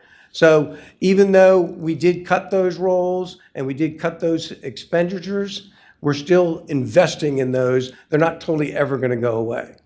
Thank you. Thank you, Madam Chair. Senator Favola has your hand up online, and I know Senator Locke is there as well, but I can't see you on the monitor. So if you have a question, please send it to April and she'll present that to us. Senator Favola. Thank you, Madam Chair. Can you hear me? Yes, I can. Okay, great. And I just want to thank you, Mr. Filano, for the wonderful presentation. You have been very entrepreneurial in your leadership of ABC. I just want to make two comments. You know, I have chaired the Rehabilitation and Social Services Committee for 5 years, which, of course, is the authorizing committee with responsibilities over ABC. And there are a couple of issues that I just think need to come to the forefront that perhaps we can monitor going forward. One of the issues that has come up repeatedly is, I understand ABC is very committed to doing a good job, first off, honoring your mission, but also turning over some revenue, if you will, revenue beyond what you need to fund your operations to the general fund. I just would like your comment on the tension that we've seen, at least in the Rehabilitation and Social Services Committee, regarding the need to continue to invest in enforcement and marketing and other areas that, and you mentioned this as well, in infrastructure, that are just absolutely needed to keep ABC going. I know the enforcement issue has been a big deal with many of the distributors and stakeholders. So don't sell the operation short by trying to maximize revenue going over to the general fund. Make sure you keep a balance that honors your mission. Absolutely. Oh, okay. Madam Chair, I have a second question. One of the other areas that has come up quite a bit has been the reliability of your estimates as well. I know that sometimes the governor's budget will come up with a very generous estimate of what they expect from ABC. Has that process improved or become a little bit more reliable? Absolutely, it has. As you can see, when I first arrived, and our forecast numbers were, I guess generally 5% revenue growth, you're not seeing anything out of whack in anything that we've submitted, either last year or what we're getting ready to submit to the governor here coming up in the next month or so. So they are much more realistic to what we see is happening in the industry. So yes, I am very comfortable where we're at, and I have all the support from stakeholders, from the governor's office, from this committee, from the House committees. So I feel we're getting the questions asked of us and the attention that we need to make sure we're putting realistic budgets in front of you all. Finally, Madam Chair, I'll just comment and say that that's music to my ears. I am glad you have fine-tuned that estimate model because it did cause us a lot of consternation actually in the 2024 budget cycle. So that concludes my comments. Thank you, Madam Chair. You're welcome. My comment is that bring all the revenue you can into the general fund. Absolutely. Any further questions, Adele? Very good presentation. Thank you very much. Sorry about that. Next, we have Caleb Jones, who will present an overview of the Virginia Lottery. I'm sorry, I'm trying to collect myself. Come on. Good morning, Caleb. Good morning, Madam Chair and Senators. I'm pleased to come here today to talk about the Virginia Lottery and the year that we had and talk about a little bit about the year to come. And this is sort of an overview of how we'll proceed. We'll talk about the lottery financial highlights, including our turnover to the proceeds, the lottery proceeds fund, and also casino and sports wagering, as we have to remind people when we're out, we don't just sell tickets. We also regulate casinos and sports betting here, and that's a very large part of what we do. And I'll leave some time for questions and discussion, obviously, but if there's anywhere in between where you have burning questions, please feel free to let them fly. I want to start with our overview before we get into the numbers and our strategy. We release strategy every year where our core values are, mission, vision, and purpose. And I mentioned our gaming compliance, and previous to 2020 was just lottery. And lotteries there on the left. We manage the games portfolio. We have growth through innovation. We build strong relationships with our players, obviously. But gaming compliance is such a large part of what we do. And we try to have an outlook of being one agency with gaming compliance being such a core piece. So let's move to lottery revenues and profit. Fiscal year 2025, we had record $5.7 billion in sales. One of the large jackpot games got changed, Mega Millions. The game got changed in April 2025 to try to induce larger jackpots and more smaller wins at the lower levels. And also a little fun fact happened here for Virginia. Our largest jackpot in Virginia history was won in June of 2025. A couple in Burgess won $348 million. That was very fun for us.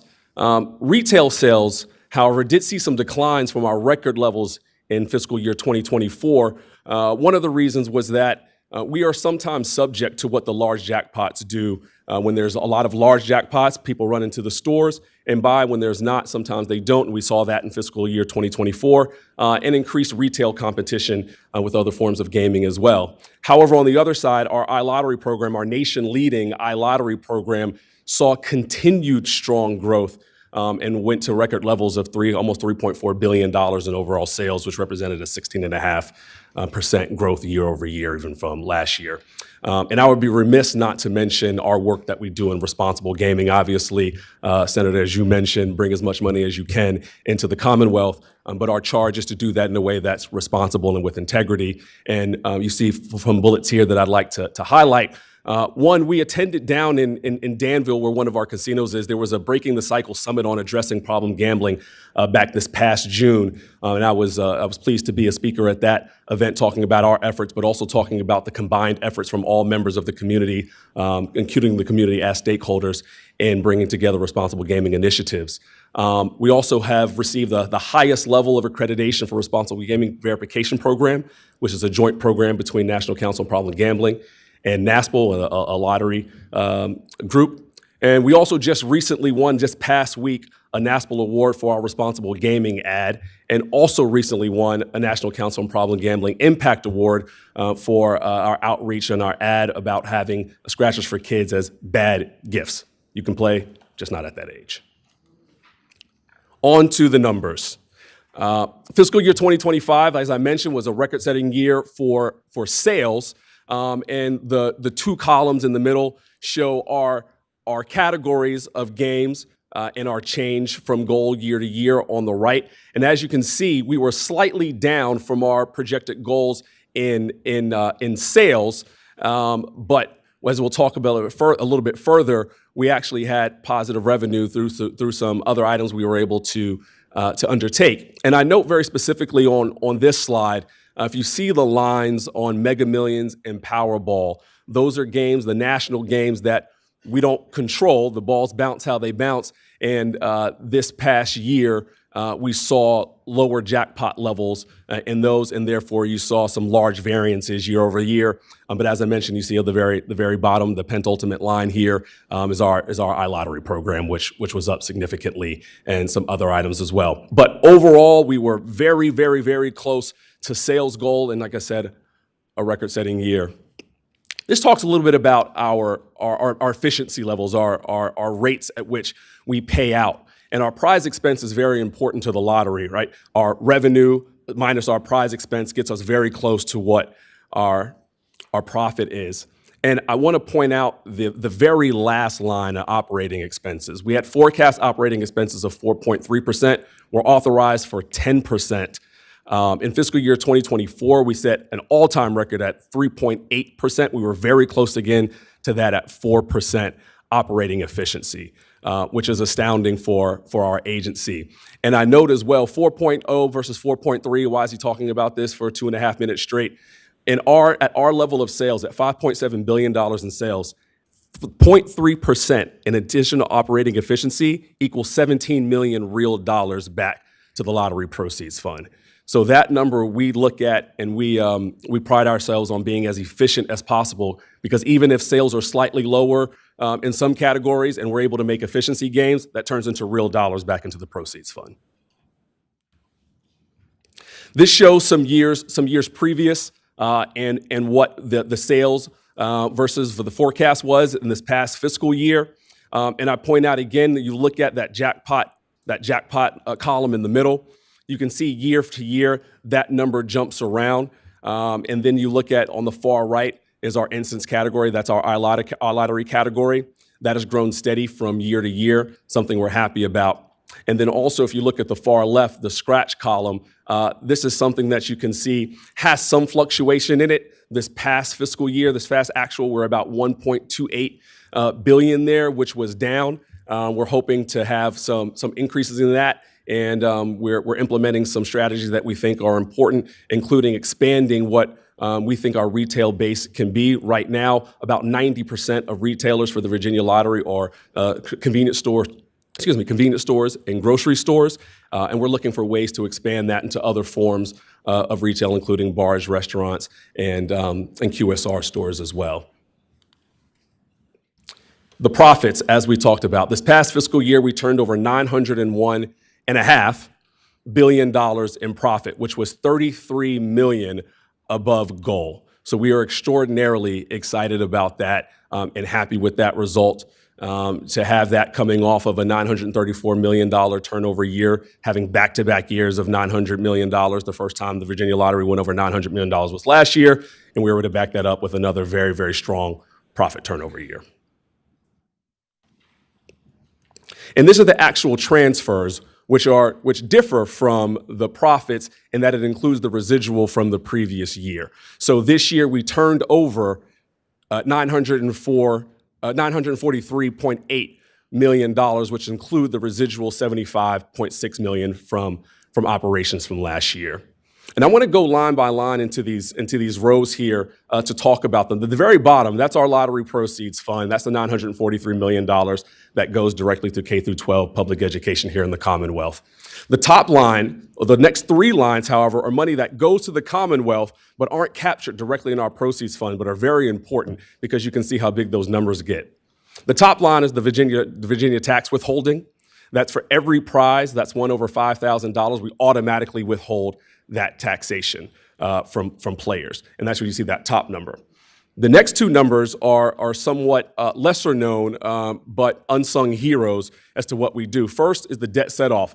for anyone who wins a prize from the Virginia Lottery over $600 and they present that prize to the lottery, if they have an obligation, a debt owed to the Commonwealth, it's typically taxation or child support, something like that. There's a group of agencies who file to be on the debt set-off roster. We check the roster against that debt set-off, and if they're owed any liability to the Commonwealth, we automatically withhold that and pay over. And as you can see, that was something that was a $2 million fund back in 2020 and has grown fivefold to $10.8 million here. It's now grown to be a 10-figure fund for the Commonwealth through the work of the Virginia Lottery.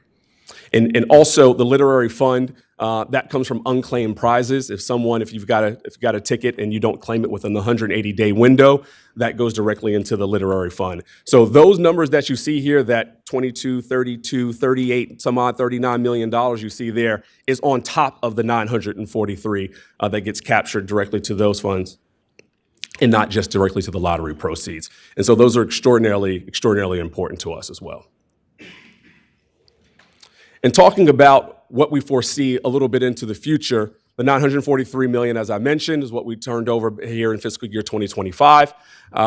What's on the books currently from the biennium is $875 million. Now, in November 2025, coming up here in a couple of months, we'll go to our board with our revised goals for the year, and we'll report those. Those goals will include, they likely will not be this exact $875 million number that you see here, but our revised goals will include the $33 million residual that we made in this past fiscal year. And that will be something we put out and submitted in December. And then obviously we'll go through session, and then the governor will approve and assign the biennium budget. I'm going to move on to gaming compliance, but I do want to leave time for questions about lottery, if there are any at this moment. If you'll pause for a moment, I have a text message here from Senator Pillion. He's online. I want to know if he has a question. Oh, absolutely.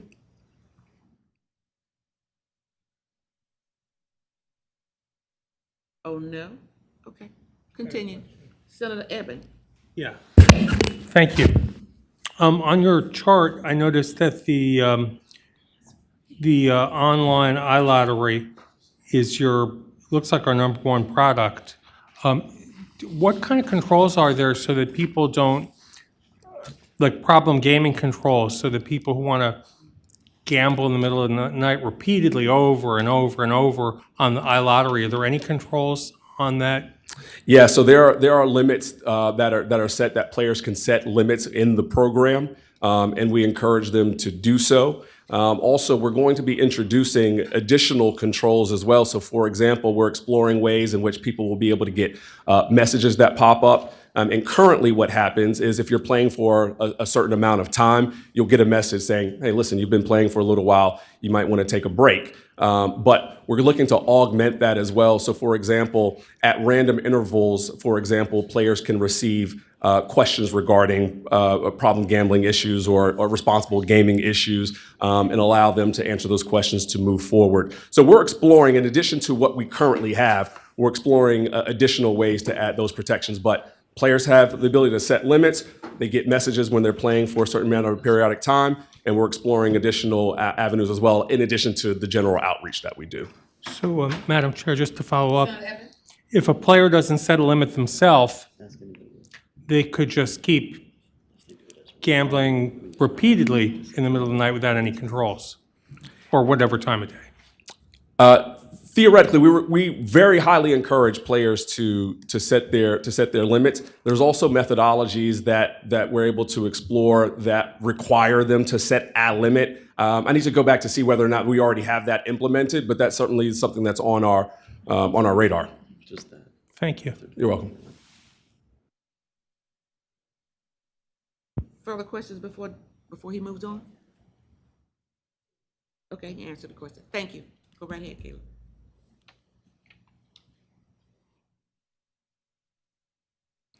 Okay, starting with casinos. There are 5 casinos authorized by the Commonwealth. 3 are currently operational in Bristol, Portsmouth, and Danville. The casino in Norfolk is scheduled to come online in 2025, and the application for the Petersburg Casino is still going through licensure currently.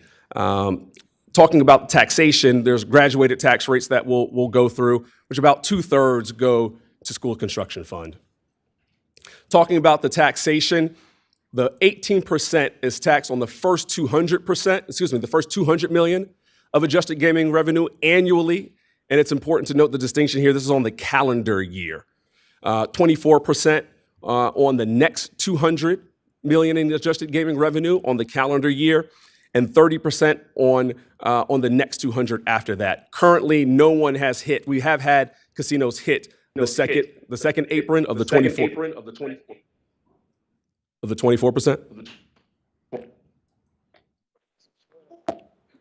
One of me is rough. Two of me is probably even worse. No one has yet hit the 30%. No one has yet hit the 30% apron. This is the overall casino activity from 25 compared to 24, and the difference between the projections in 25. Casino activity is strong. We had total AGR of over 830 million, generating taxes of 157 million in fiscal year 2025. And you can see here the splits between what goes to the locality or regional improvement commission, what goes to problem gambling treatment and support, what goes to the FACT program and school construction fund. By casino at HR Bristol, you see all the casinos will show strong growth. Fiscal year 2025, the total AGR was 215. I put to the side here the calendar year AGR at 182 because whereas obviously the budget that we'll do goes by the fiscal, we calculate their taxes on the annual, and that annual did not hit the second apron. So if you're looking to back calculate the taxes on that 215, you won't be able to fit it perfectly, but you will be on the 182 here. Same story with Portsmouth, who had very strong year, $310 million in total AGR. So they were in that middle bracket for taxation, and you can see how the taxes are broken down here as well. As well for Danville, also eclipsing $300 million in total AGR in fiscal year 2025. On to sports betting. We have 11 currently active, 15 licensed operators, 11 currently active. We have an annual application period between May 15th and May 31st. This past application period, we did not get any applicants, but we're open. The next application period will come open, and there will be 4 open applications as well. And also on-premise sports wagering is obviously offered by the licensed casinos. The first legal sports wagering was in Virginia. It was back in 2021. Importantly, I note here, which I usually always note when I'm talking about sports betting, no wagering is allowed on Virginia college sports and no prop bets on individual college athletes. Taxes, there's a 15% tax on sports betting. 97.5% is to the general fund, 2.5% to problem gambling. The 2023 included limits on deductions for bonus and promotional play. Previously, there were no limits for that. Limits were put in to allow no deductions after the first year of an operator's activity. And limits on deductions for bonus promotional wagering has been continued each budget since introduced in 2023. I included here also market share by operator. I note that we have 15 licenses. We had full operators, and now we're down to 11. As you can see, there's been some consolidation. And even since then, that last 0.02% there, you see the company Better. They have since relinquished their license as well. And you can see the large players here off to the left: FanDuel, DraftKings, BetMGM, Bet365 are the top 4 and account for the lion's share of the marketplace. The activity in Virginia for sports betting has been robust. We are a top 10 market for sports betting, the 8th largest market, and amongst the top 10 markets is the 2nd fastest growing sports betting market. And you see the line there, the third line, non-cash winnings. You'll see that big drop off from, or gain as it were, from the negative $13 million to the $25,000. That accounts for the fact that they were not allowed to make those deductions after the first year. And sort of the last wave of sports betting companies that were allowed to make that deduction went through in this past fiscal year. And the total taxes generated below both to the general fund and to problem gambling. Senator Boyce, go. Thank you so much. Mr. Jones, I have a question about employees who work in casinos. Is there an avenue if they have a challenge with their working conditions, or are you all responsible for overseeing that? And is there a formal process for addressing those employment complaints? Thank you, Senator Boysko. So within the casino, we're not responsible for the HR of the casino employees themselves, to the extent that the employment complaint relates to just their job at the casino.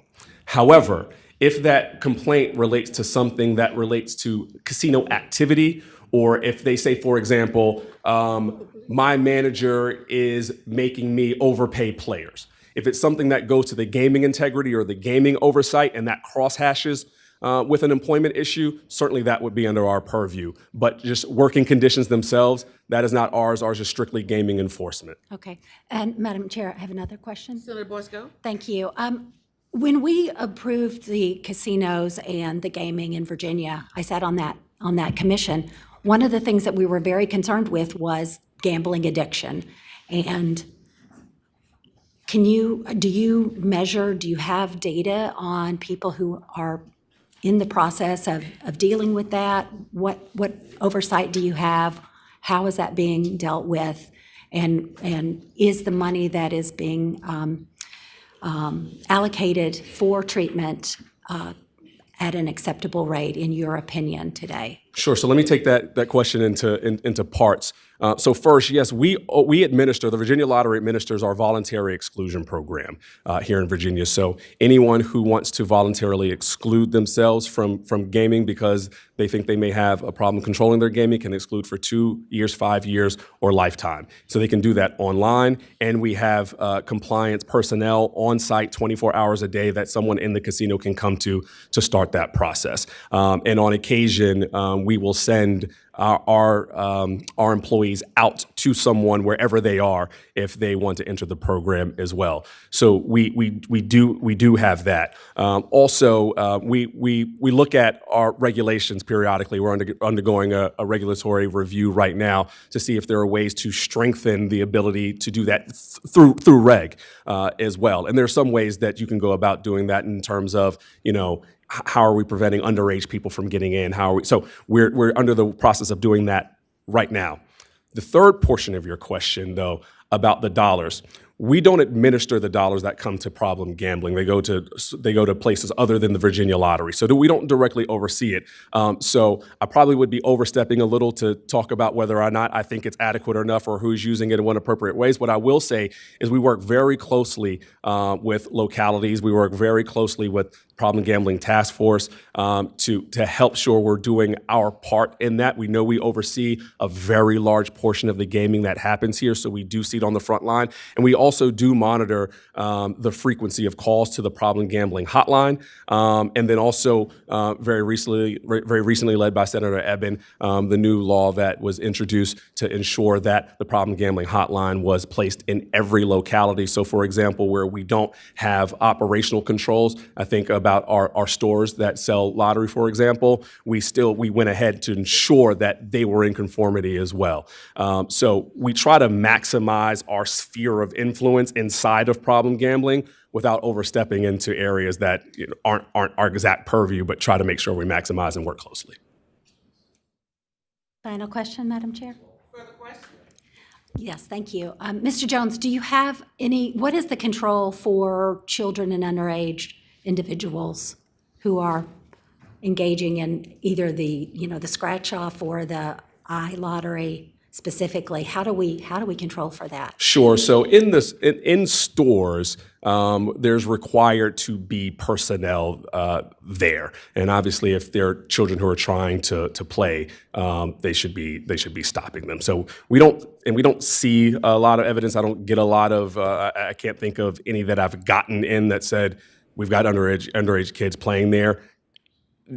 Is it happening somewhere, one time somewhere? I'm not going to sit here and tell you never has ever anyone under the age of 18 ever played a lottery game in their entire life in Virginia. I think that would be, I think that wouldn't be accurate to say. However, we have people, our our partners, our retail partners are there in place for that. Online, you have to be verified all the way through the process, and because there's, you have to deposit money into the system, and so there's the KYC verifications that happen online there. So we try to have it as robust as possible to make sure that everyone who can play plays, everyone who shouldn't play is not playing, while maximizing the revenues that we bring back, but not maximizing them through children playing. And that's why one of our campaigns even, and we don't really see evidence of children trying to play themselves, like I'm going to buy a lottery. What we do see, however, is people not understanding that you can't gift children tickets, and that was the basis behind our ad outreach.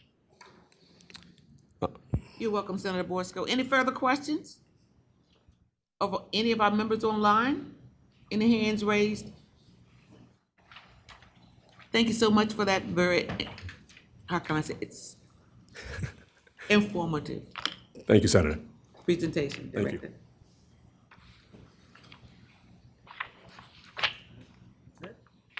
Well, almost. I just want to make a few brief statements prior to concluding the meeting. I understand that the administration is optimistic when it comes to our revenue performance in relation to our conservative forecast for this fiscal year. That being said, I am concerned about the budgetary needs for the upcoming biennial budget and their potential magnitude. This includes what we are seeing as it relates to Medicaid forecasts, which could be as much as $1 to $2 billion. This is before any cost needed to implement work requirements. It also includes K-12 benchmarking costs and federal government's push to force states to cover a greater share of SNAP costs. We also heard information this morning on choices and costs around tax conformity and slowing growth at ABC profits. Our staff will continue to monitor revenue performances and potential budgetary requirements as they always do, which culminates in their presentation to us at our annual meeting in November. We will also be watching unemployment and whether there will be an additional uptick by next month, as it will include the federal employees that accepted a buyout and are being paid through the end of the month. There are reasons to be concerned. The actions that have been taken at the federal level are going to cause pain, and we will continue to see how this will manifest itself through the next several months. It is important for our committee members to continue to be informed. I want to remind the members that our next committee meeting will be on October the 14th in the Hampton Roads area. There will also be a meeting of a special subcommittee on federal impacts to resources at the conclusion of that meeting. Now, with that in mind, if there are no other business to come before the committee, Senator McDougal. Thank you. Madam Chairman, I understand your comments. It's not all directed at what the federal government does. We had the ability as a General Assembly to take action on Medicaid, and we know that this has been a problem. It's been a problem under Democratic governors missing forecast. It's been a problem under Republican governors missing forecast. And we worked very hard, this committee, to try to come up with a structure that would give some independent oversight to that direction. And that legislation did not make it through to the end of the process. So certainly we could see some increases this year, but there are some steps that we could have taken as a legislative body in order to address those. And I hope going forward that we will continue to have conversations, that there are decisions that we can make on the state side to impact our spending as well.